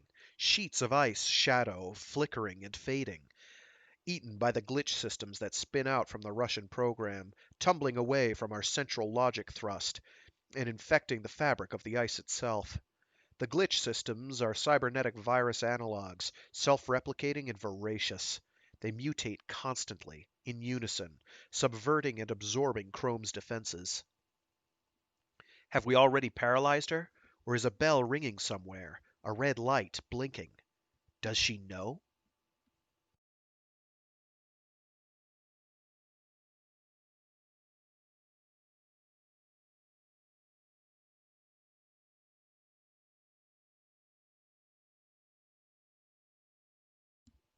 Ricky Wildside, Bobby called her, and for those first few weeks it must have seemed to her that she had it all, the whole teeming show spread out for her, sharp and bright under the neon.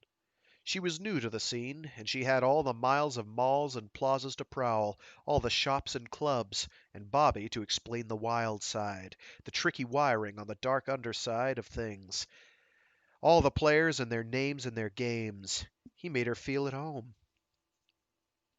"What happened to your arm?" she asked me one night in The Gentleman Loser, the three of us drinking at a small table in a corner. "Hang gliding," I said. "Accident." Hang gliding over a wheat field, said Bobby. Place called Kiev. Our Jack's just hanging there in the dark under a Nightwing parafoil with 50 kilos of radar jammed between his legs, and some Russian asshole accidentally burns his arm off with a laser. I don't remember how I changed the subject, but I did. I was still telling myself that it wasn't Ricky who was getting to me, but what Bobby was doing with her.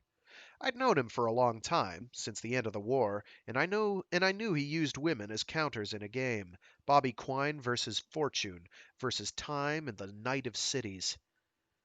And Ricky had turned up just when he needed something to get him going, something to aim for. So he'd set her up as a symbol for everything he wanted and couldn't have, everything he'd had and couldn't keep. I didn't like having to listen to him tell me how much he loved her, and knowing he believed it only made it worse. Worse. He was a past master at the hard fall and the rapid recovery, and I'd seen it happen a dozen times before. He might as well have had "Next" printed across his sunglasses in day-glow capitals, ready to flash out at the first interesting face that flowed past the tables in The Gentleman Loser. I knew what he did to them. He turned them into emblems, sigils on the map of his hustler's life, navigation beacons he could follow through a sea of bars and neon. What else did he have to steer by? He didn't love money, in and of itself, not enough to follow its lights. He wouldn't work for power over other people. He hated the responsibility it brings. He had some basic pride in his skill, but that was never enough to keep him pushing. So he made do with women.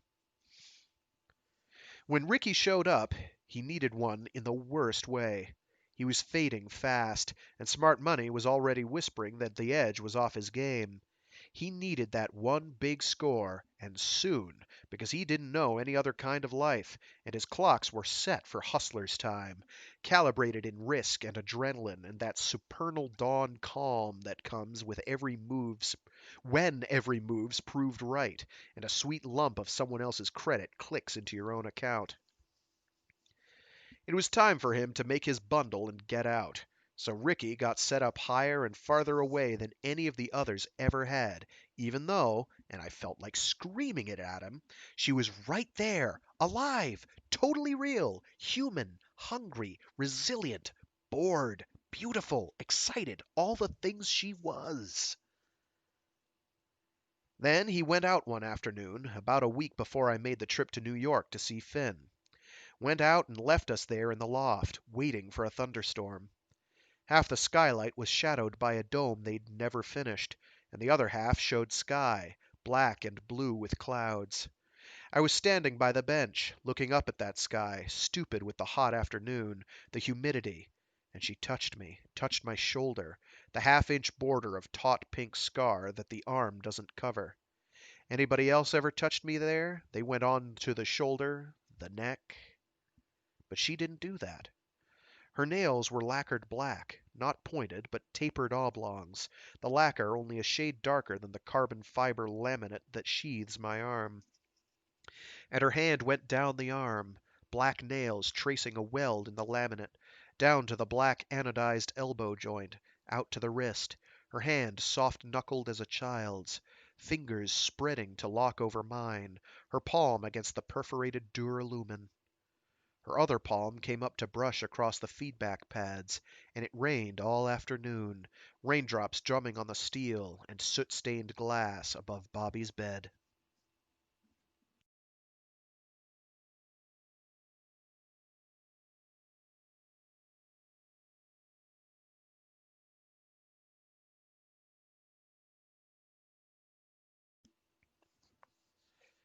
Ice walls flick away like supersonic butterflies made of shade.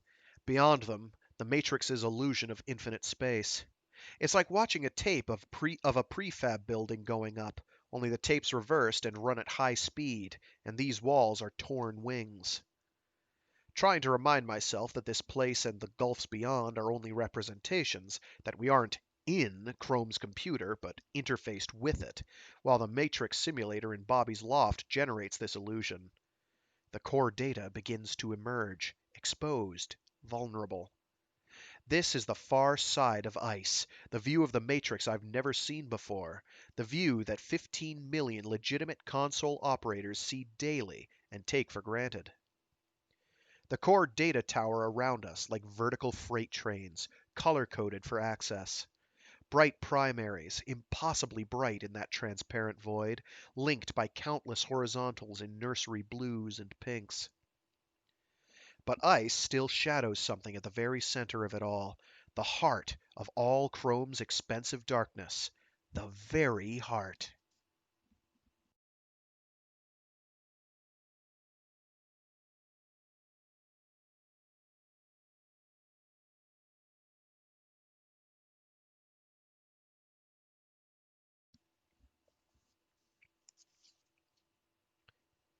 It was late afternoon when I got back from my shopping expedition to New York. Not much sun through the skylight, but nice pattern glowed on Bobby's monitor screen, a 2D graphic representation of someone's computer defenses, lines of neon woven like an Art Deco prayer rug. I turned the console off, and the screen went completely dark. Ricky's things were spread across my workbench, nylon bags spilling clothes and makeup, a pair of bright red cowboy boots, audio cassettes, glossy Japanese magazines about SimStim stars. I stacked it all under the bench and then took my arm off, forgetting that the program I'd brought from the that I'd bought no, it is brought. There is an R there. I stacked it all under the bench and then took my arm off, forgetting that the program I'd brought from the Finn was in the right-hand pocket of my jacket, so that I had to fumble it out left-handed and then get it into the padded jaws of the jeweler's vise. The Waldo looks like an old audio turntable, the kind that played disc records, with the vise set up under a transparent dust cover. The arm itself is just over a centimeter long, swinging out on what would have been the tone arm of one of those turntables. But I don't look at that when I've clipped the leads to my stump. I look at the scope, because that's my arm in there in black and white, magnification 40x. Or 40 times, depending on how you want that pronounced. I ran a tool check and picked up the laser. It felt a little heavy, so I scaled my weight sensor input down to a quarter kilo per a quarter kilo. Ugh. It felt a little heavy, so I scaled my weight sensor input down to a quarter kilo per gram and got to work. At 40x, the side of the program looked like a trailer truck. It took 8 hours to crack. 3 hours with the Waldo and the laser and 4 dozen taps, 2 hours on the phone to a contact in Colorado, and 3 hours to run down a lexicon disk that could translate 8-year-old technical Russian. Then Cyrillic alphanumerics started reeling down the monitor, twisting themselves into English halfway down. There were a lot of gaps, where the lexicon ran up against specialized military acronyms in the readout I'd bought from my man in Colorado, but it did give me some idea what I'd bought from the Finn. I felt like a punk who'd gone out to buy a switchblade and come home with a small neutron bomb. Screwed again, I thought. What good's a neutron bomb in a street fight? The thing under the dust cover was right out of my league. I didn't even know where to unload it, where to look for a buyer. Someone had, but he was dead. Someone with a Porsche watch and a fake Belgian passport, but I'd never tried to move in those circles. The Finns muggers from the burbs had knocked over someone who had some highly arcane connections. The program in the jeweler's vice was a Russian military icebreaker, a killer virus program. It was dawn when Bobby came in alone. I'd fallen asleep with a bag of takeout sandwiches in my lap. "You want to eat?" I asked him, not really awake, holding out my sandwiches. I'd been dreaming of the program, of its waves of hungry glitch systems and mimetic subprograms. In the dream, it was an animal of some kind, shapeless and flowing. He brushed the bag aside on his way to the console, punched a function key. The screen lit with the intricate pattern I'd seen there that afternoon. I rubbed sleep from my eyes with my left hand, one thing I can't do with my right. I'd fallen asleep trying to decide whether to tell him about the program. Maybe I should try to sell it alone, keep the money, go somewhere new, ask Ricky to go with me. "Whose is it?" I asked. He stood there in a black cotton jumpsuit, an old leather jacket thrown over his shoulders like a cape. He hadn't shaved for a few days, and his face looked thinner than usual. "It's Chrome's," he said. My arm convulsed, started clicking. Fear translated to the myoelectrics through the carbon studs. I spilled the sandwiches, limp sprouts and bright yellow dairy produce slices on the unswept wooden floor. "You're stone crazy," I said. "Nah," he said. You think she rumbled it? No way. We'd be dead already. I locked onto her through a triple blind rental system in Mombasa and an Algerian comsat.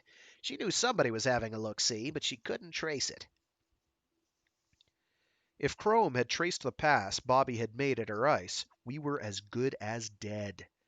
But he was probably right, or she'd have had me blown away on my way back from New York. "Why her, Bobby? Just give me one reason." Chrome. I'd seen her maybe half a dozen times in The Gentleman Loser. Maybe she was slumming or checking out the human condition, a condition she didn't exactly aspire to. A sweet little heart-shaped face framing the nastiest pair of eyes you ever saw. She'd looked 14 for as long as anyone could remember, hyped out of anything like a normal metabolism on some massive program of serums and hormones. She was as ugly a customer as the street ever produced, but she didn't belong to the street anymore. She was one of the boys, Chrome, a member of in good standing of the local mob subsidiary. Word was she'd gotten started as a dealer, back when synthetic pituitary hormones were still prescribed. But she hadn't had to move hormones for a long time. Now she owned the House of Blue Lights. "You are flat out crazy, Quine. You give me one sane reason for having that stuff on your screen. You ought to dump it, and I mean now." "Doc and the loser," he said, shrugging out of the leather jacket. "Black Myron and Crow Jane. Jane, she's up on all the sex lines, claims she knows where the money goes. So she's arguing with Myron that Chrome's the controlling interest in the blue lights, not just some figurehead for the boys." "The boys, Bobby," I said. "That's the operative word there. You still capable of seeing that? We don't mess with the boys, remember? That's why we're still walking around." "That's why we're still poor, partner."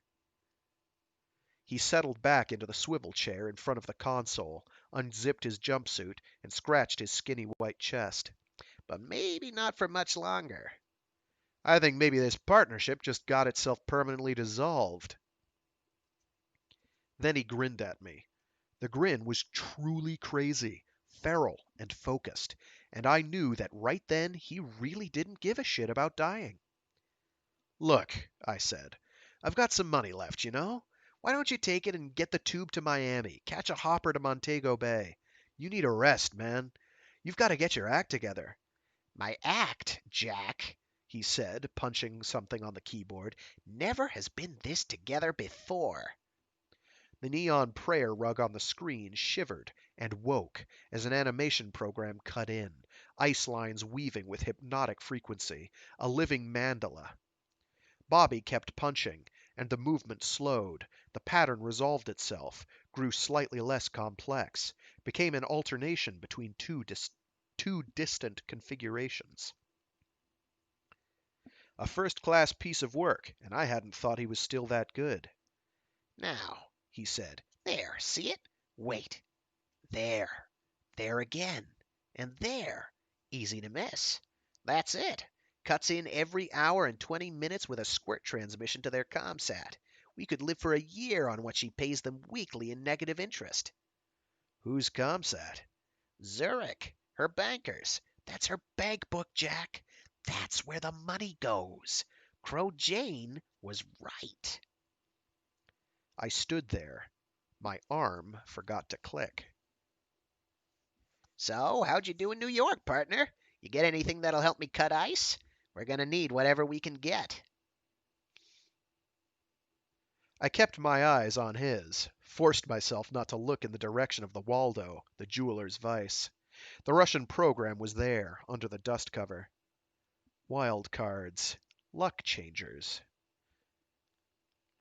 Where's Ricky? I asked him, crossing to the console, pretending to study the alternating patterns on the screen. Friends of hers, he shrugged. Kids, they're all into sim. He smiled absently. I'm gonna do it for her, man. I'm gonna do it for her, man. I'm going out to think about this, Bobby. You want me to come back? You keep your hands off the board. I'm doing it for her, he said as the door closed behind me. You know I am.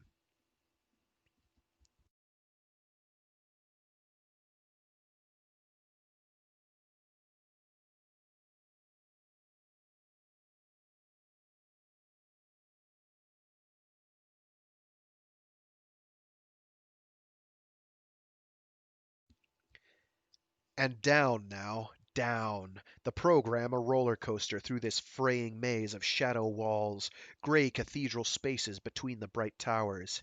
Headlong speed. Black ice. Don't think about it. Black ice. Too many stories in The Gentleman Loser. Black ice is a part of the mythology. Ice that kills. Illegal, but then aren't we all? Some kind of neural feedback weapon, and you connect with it only once. Like some hideous word, with a capital W, that eats the mind from the inside out. Like an epileptic spasm that goes on and on until there's nothing left at all. And we're diving for the floor of Chrome's Shadow Castle. Trying to brace myself for the sudden stopping of breath, a sickness and final slackening of the nerves. Fear of that cold word waiting down there in the dark.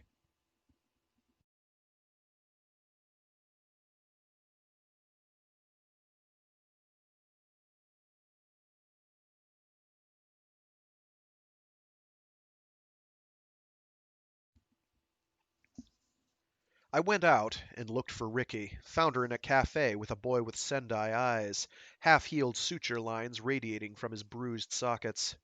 She had a glossy brochure spread open on the table, Tally Isham smiling up from a dozen photographs, the girl with the Zeiss icon eyes. Her little SimStim deck was one of the things I'd stacked under my bench the night before, the one I'd fixed for her the day after I'd first seen her. She spent hours jacked into that unit, the contact band around across her forehead like a gray plastic tiara. Tally Isham was her favorite, and with the contact band on, she was gone, off somewhere in the recorded sensorium of SimStim's biggest star. Simulated stimuli, the world, all the interesting parts anyway, as perceived by Tally Isham. Tally raced a black Fokker ground effect plane across Arizona mesa tops. Tally dived the Trook Island preserves. Tally partied with the super rich on private Greek islands, heartbreaking purity of those tiny white seaports at dawn. Actually, she looked a lot like Tally, same coloring and cheekbones. I thought Ricky's mouth was stronger, more sass.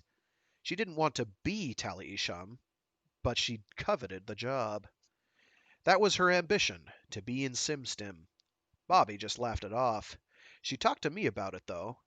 "How'd I look with a pair of these?" she'd ask, holding a full-page headshot, Tally Isham's blue Zeiss icons, lined up with her own amber brown. She'd had her corneas done twice, but she still wasn't 20/20, so she wanted icons. Brand of the stars. Very expensive. "You still window shopping for eyes?" I asked as I sat down. "Tiger just got some," she said. She looked tired, I thought. Tiger was so pleased with his Sendais that he couldn't help smiling, but I doubted whether he'd have smiled otherwise. He had the kind of uniform good looks you get after your 7th trip to the surgical boutique. He'd probably spent the rest of his life looking vaguely like each new season's media frontrunner. Not too obvious a copy, but nothing too original either. "Sendai, right?" I smiled back. He nodded. I watched as he tried to take me in with his idea of a professional SimStim glance. He was pretending that he was recording. I thought he spent too long on my arm. They'll be great on peripherals when the muscles heal," he said, and I saw how carefully he reached for his double espresso. Sendai eyes are notorious for depth perception defects and warranty hassles, among other things. "Tiger's leaving for Hollywood tomorrow." "Then maybe Chiba City, right?" I smiled at him. He didn't smile back. "Got an offer, Tiger? Know an agent?" Just checking it out," he said quietly. Then he got up and left. He said a quick goodbye to Ricky, but not to me. "That kid's optic nerves may start to deteriorate inside 6 months. You know that, Ricky? Those Sendais are illegal in England, Denmark, lots of places. You can't replace nerves." "Hey, Jack, no lectures." She stole one of my croissants and nibbled at the top of one of its horns. "I thought I was your advisor, kid." "Yeah, well, Tiger's not too swift, but everybody knows about Sendais. They're all he can afford, so he's taking a chance. If he gets work, he can replace 'em." "With these?" I tapped the Zeiss Icon brochure. "Lot of money, Ricky. You know better than to take a gamble like that." She nodded. "I want icons." "If you're going up to Bobby's, tell him to sit tight until he hears from me." "Sure. It's business?" "Business," I said. But it was craziness. I drank my coffee, and she ate both my croissants. Then I walked her down to Bobby's. I made 15 calls, each one from a different payphone. Business. Bad craziness. All in all, it took us 6 weeks to set the burn up. 6 weeks of Bobby telling me how much he loved her. I worked even harder, trying to get away from that. Most of it was phone calls. My 15 initial and very oblique inquiries each seemed to breed 15 more. I was looking for a certain service Bobby and I both imagined as a requisite part of the world's clandestine economy, but which probably never had more than 5 customers at a time. It would be one that never advertised. We were looking for the world's heaviest fence, for a non-aligned money laundry capable of dry cleaning a megabuck online cash transfer and then forgetting about it. All those calls were a waste, finally, because it was the Finn who put me onto what we needed. I'd gone up to New York to buy a new black box rig, because we were going broke paying for all those calls.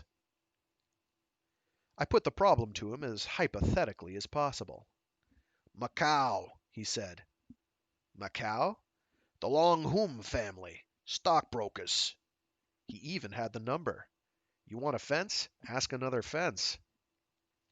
The Long Hum people were so oblique that they made my idea of a subtle approach look like a tactical nuke out. Bobby had to make 2 shuttle runs to Hong Kong to get the deal straight. We were running out of capital, and fast. I still don't know why I decided to go along with it in the first place. I was scared of Chrome, and I'd never been all that hot to get rich. I tried telling myself that it was a good idea to burn the House of Blue Lights because the place was a creep joint, but I just couldn't buy it.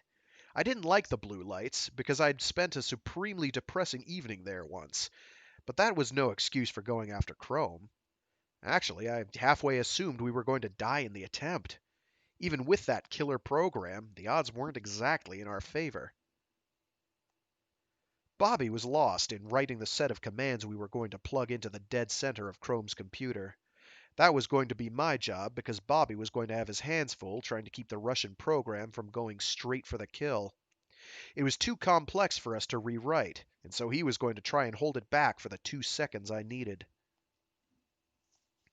I made a deal with a street fighter named Miles. He was going to follow Ricky the night of the burn, keep her in sight, and phone me at a certain time. If I wasn't there, or didn't answer in just a certain way, I told him to grab her and put her on the first tube out. I gave him an envelope to give her, money and a note. Bobby really hadn't thought about that much, how things would go for her if we blew it. He just kept telling me he loved her, where they were going to go together, how they'd spend the money. Buy her a pair. Uh, Buy her a pair of icons first, man. That's what she wants. She's serious about the SimStim scene. Hey, he said, looking up from the keyboard. She won't need to work. We're gonna make it, Jack. She's my luck. She won't ever have to work again. Your luck, I said. I wasn't happy. I couldn't remember when I had been happy. You seen your luck around lately? He hadn't, but neither had I. We'd both been too busy. I missed her. Missing her reminded me of my one night in the House of Blue Lights, because I'd gone there out of missing someone else. I'd gotten drunk to begin with, and then I'd started hitting vasopressin inhalers.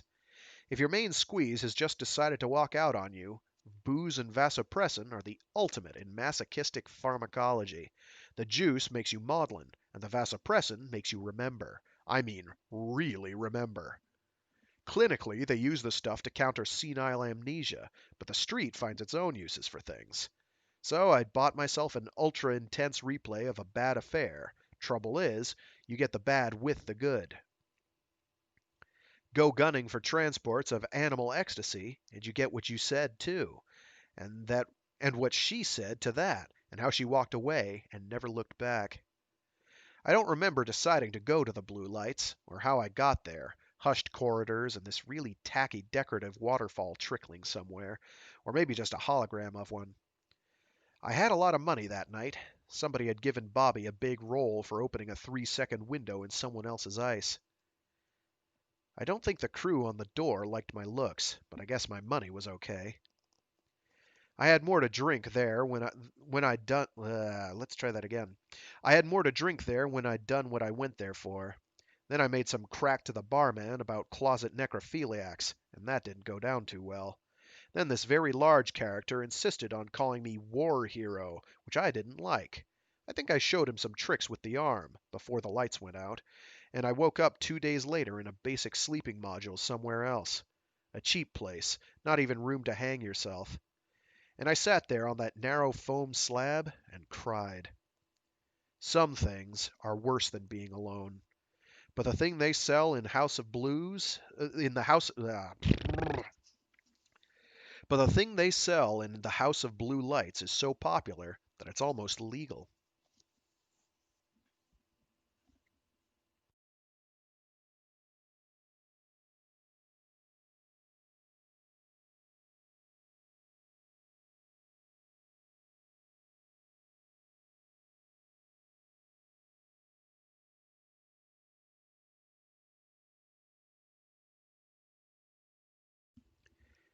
At the heart of darkness, the still center, the glitch systems shred the dark with whirlwinds of light, translucent razors spinning away from us. We hang in the center of a silent, slow-motion explosion, ice fragments falling away forever, and Bobby's voice comes in across light years of electronic void illusion. Burn the bitch down. I can't hold this thing back. The Russian program rising through towers of data, blotting out the playroom colors. And I plug Bobby's homemade command package into the center of Chrome's old heart. And the squirt transmission cuts in, a pulse of condensed information that shoots straight up, past the thickening tower of darkness, the Russian program, while Bobby struggles to control that crucial second. An unformed arm of shadow twitches from the towering dark. Too late. We've done it. The matrix folds itself around me like an origami trick, and the loft smells of sweat and burning circuitry. I thought I heard Chrome scream, a raw metal sound, but I couldn't have.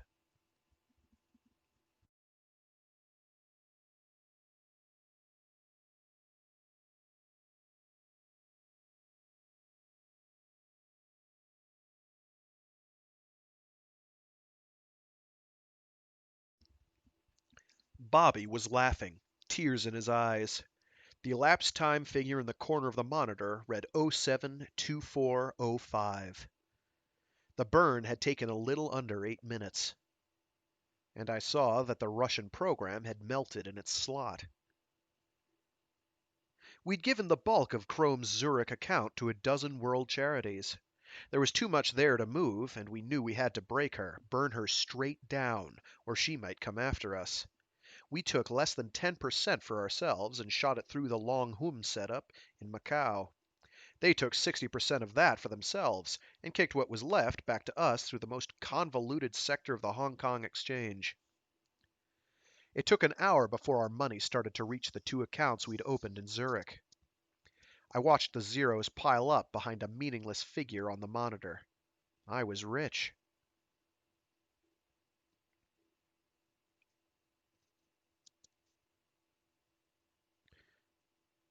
I watched zeros pile up behind a meaningless figure on the monitor. Oh, I just said that. Then the phone rang. It was Miles. I almost blew the code phrase. Hey, Jack, man, I don't know. What's it all about with this girl of yours? Kind of funny thing here. What? Tell me. I've been on her, like you said, but tight but out of sight. She goes to the loser, hangs out, then she gets a tube. Goes to the House of Blue Lights. She what? Side door. Employees only. No way I could get past their security. Is she there now? Nah, man, I just lost her. It's insane down here, like the blue lights just shut down. Looks like for good, 7 kinds of alarms going off. Everybody running, the heat out in riot gear. Now there's all this stuff going on. Insurance guys, real estate types, vans with municipal plates. Miles, where'd she go? Lost her, Jack. Look, Miles, you keep the money in the envelope, right? You serious? Hey, I'm real sorry. I hung up. What'll we tell her? Bobby was saying, rubbing a towel across his bare chest. You tell her yourself, cowboy. I'm going for a walk. So I went out into the night and the neon and let the crowd pull me along, walking blind, willing myself to be just a segment of that mass organism, just one more drifting chip of consciousness under the geodesics. I didn't think, just put one foot in front of the other. But after a while I did think, and it all made sense. She'd needed the money. I thought about Chrome, too. That we'd killed her, murdered her, as surely as if we'd slit her throat. The night that carried me along through the malls and plazas would be hunting her now, and she had nowhere to go. How many enemies would she have in this crowd alone? How many would move, now that they weren't held back by fear of her money? We'd taken her for everything she had. She was back on the street again. I doubted she'd live till dawn. Finally, I remembered the cafe, the one where I'd met Tiger. Her sunglasses told the whole story, huge black shades with a telltale smudge of flesh-toned paint stick in the corner of one lens. "Hi, Ricky," I said, and I was ready when she took them off. Blue. Tally Isham blue. The clear trademark blue they're famous for. Zeiss Icon, ringing each iris in tiny capitals, the letters suspended there like flecks of gold. They're beautiful, I said. Paint stick covered the bruising. No scars with work that good. You made some money. Yeah, I did. Then she shivered. But I won't make any more. Not that way.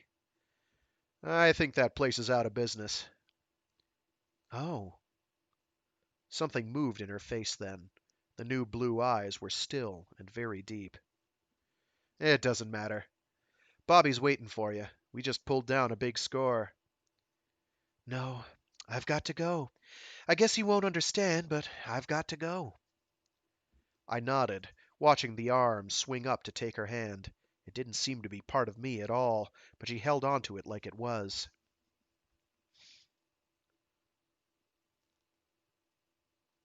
I've got a one-way ticket to Hollywood.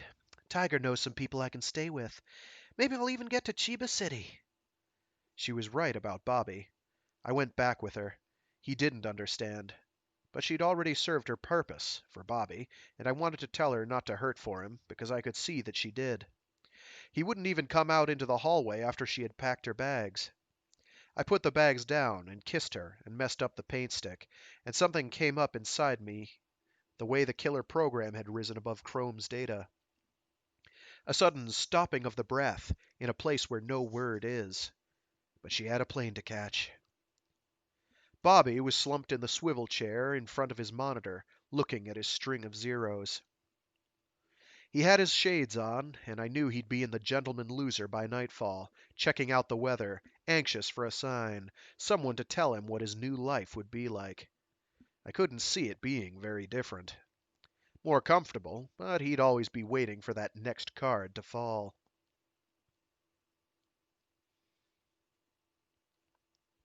I tried not to imagine her in the House of Blue Lights, working 3-hour shifts in an approximation of REM sleep, while her body and a bundle of conditioned reflexes took care of business.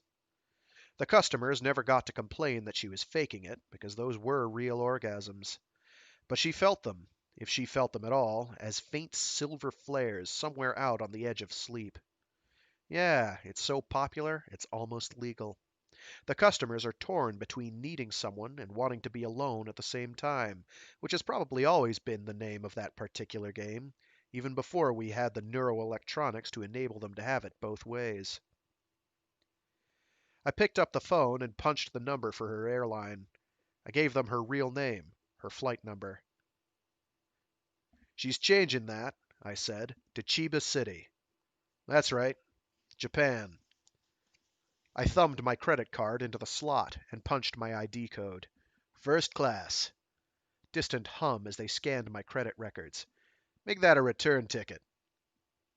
But I guess she cashed the return fare, or else didn't need it, because she hasn't come back. And sometimes, late at night, I'll pass a window with posters of SimStim stars, all those beautiful, identical eyes staring back at me out of faces that are nearly as identical. And sometimes the eyes are hers, but none of the faces are. None of them ever are. And I see her far out on the edge of all this sprawl of night and cities, and then she waves goodbye.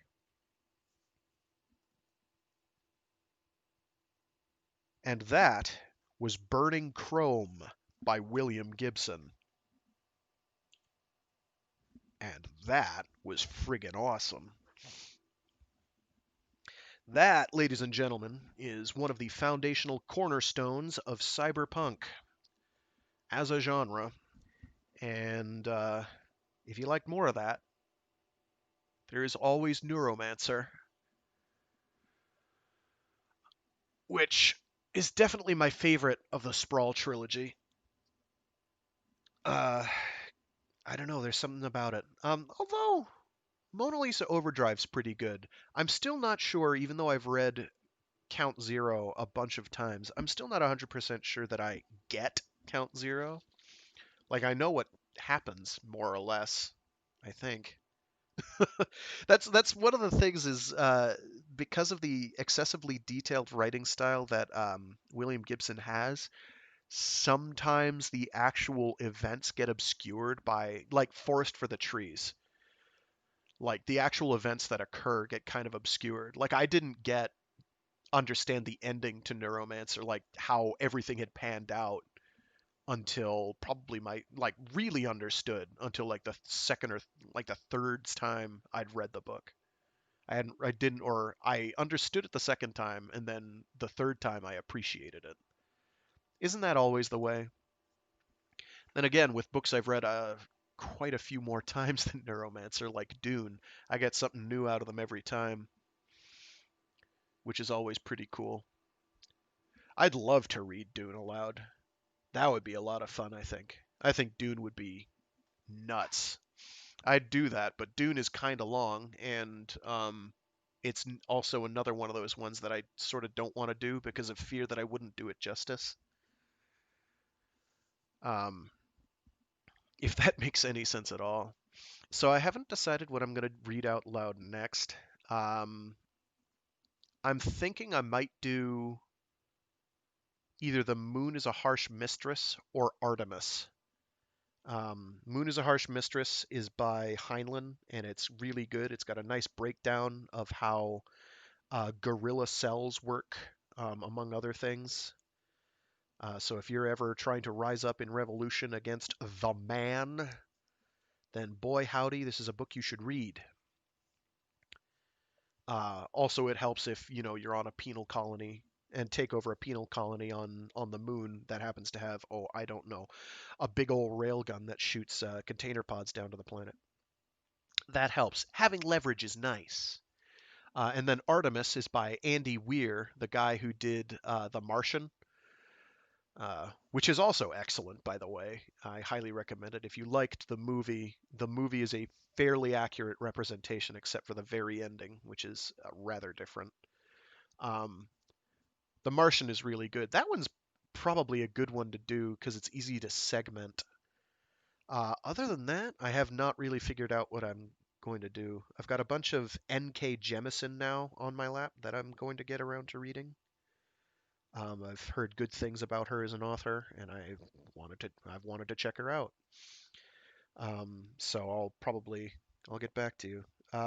There's a bunch of stuff I'd love to read, but it's a matter of figuring out, you know, which ones are manageable. Um, because now, of course, I'm in a cyberpunky mood.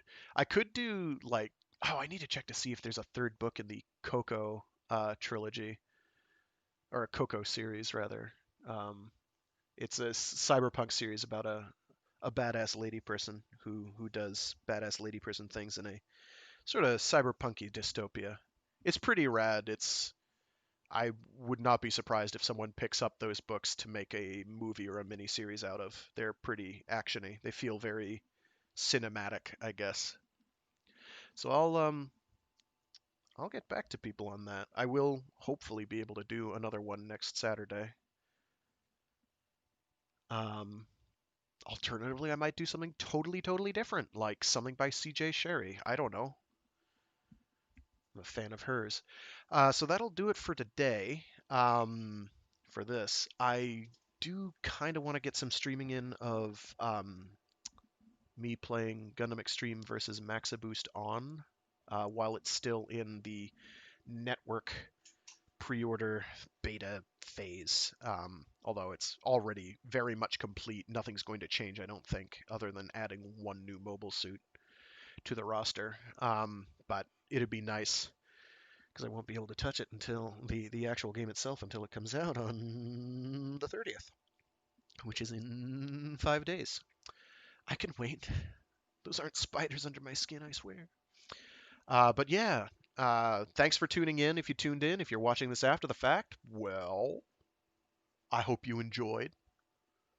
I have more of these. I'd like to do more. I try to do multiple streams throughout the week, um, like a Mecha Monday stream where I do mecha related activities, or giant robot related activities, or indeed Power Armor. Power Armor counts, damn it. And then Warframe Wednesdays where I do something Warframey for a bit. And then this was a story time Saturday. I see there's a little alliteration there. It's important. It makes it easier to remember. That was the intention. Uh, where I read stories aloud and books, whole books sometimes. All right, folks. Thanks again. Have a great day and enjoy your week. Have a good one. Bye.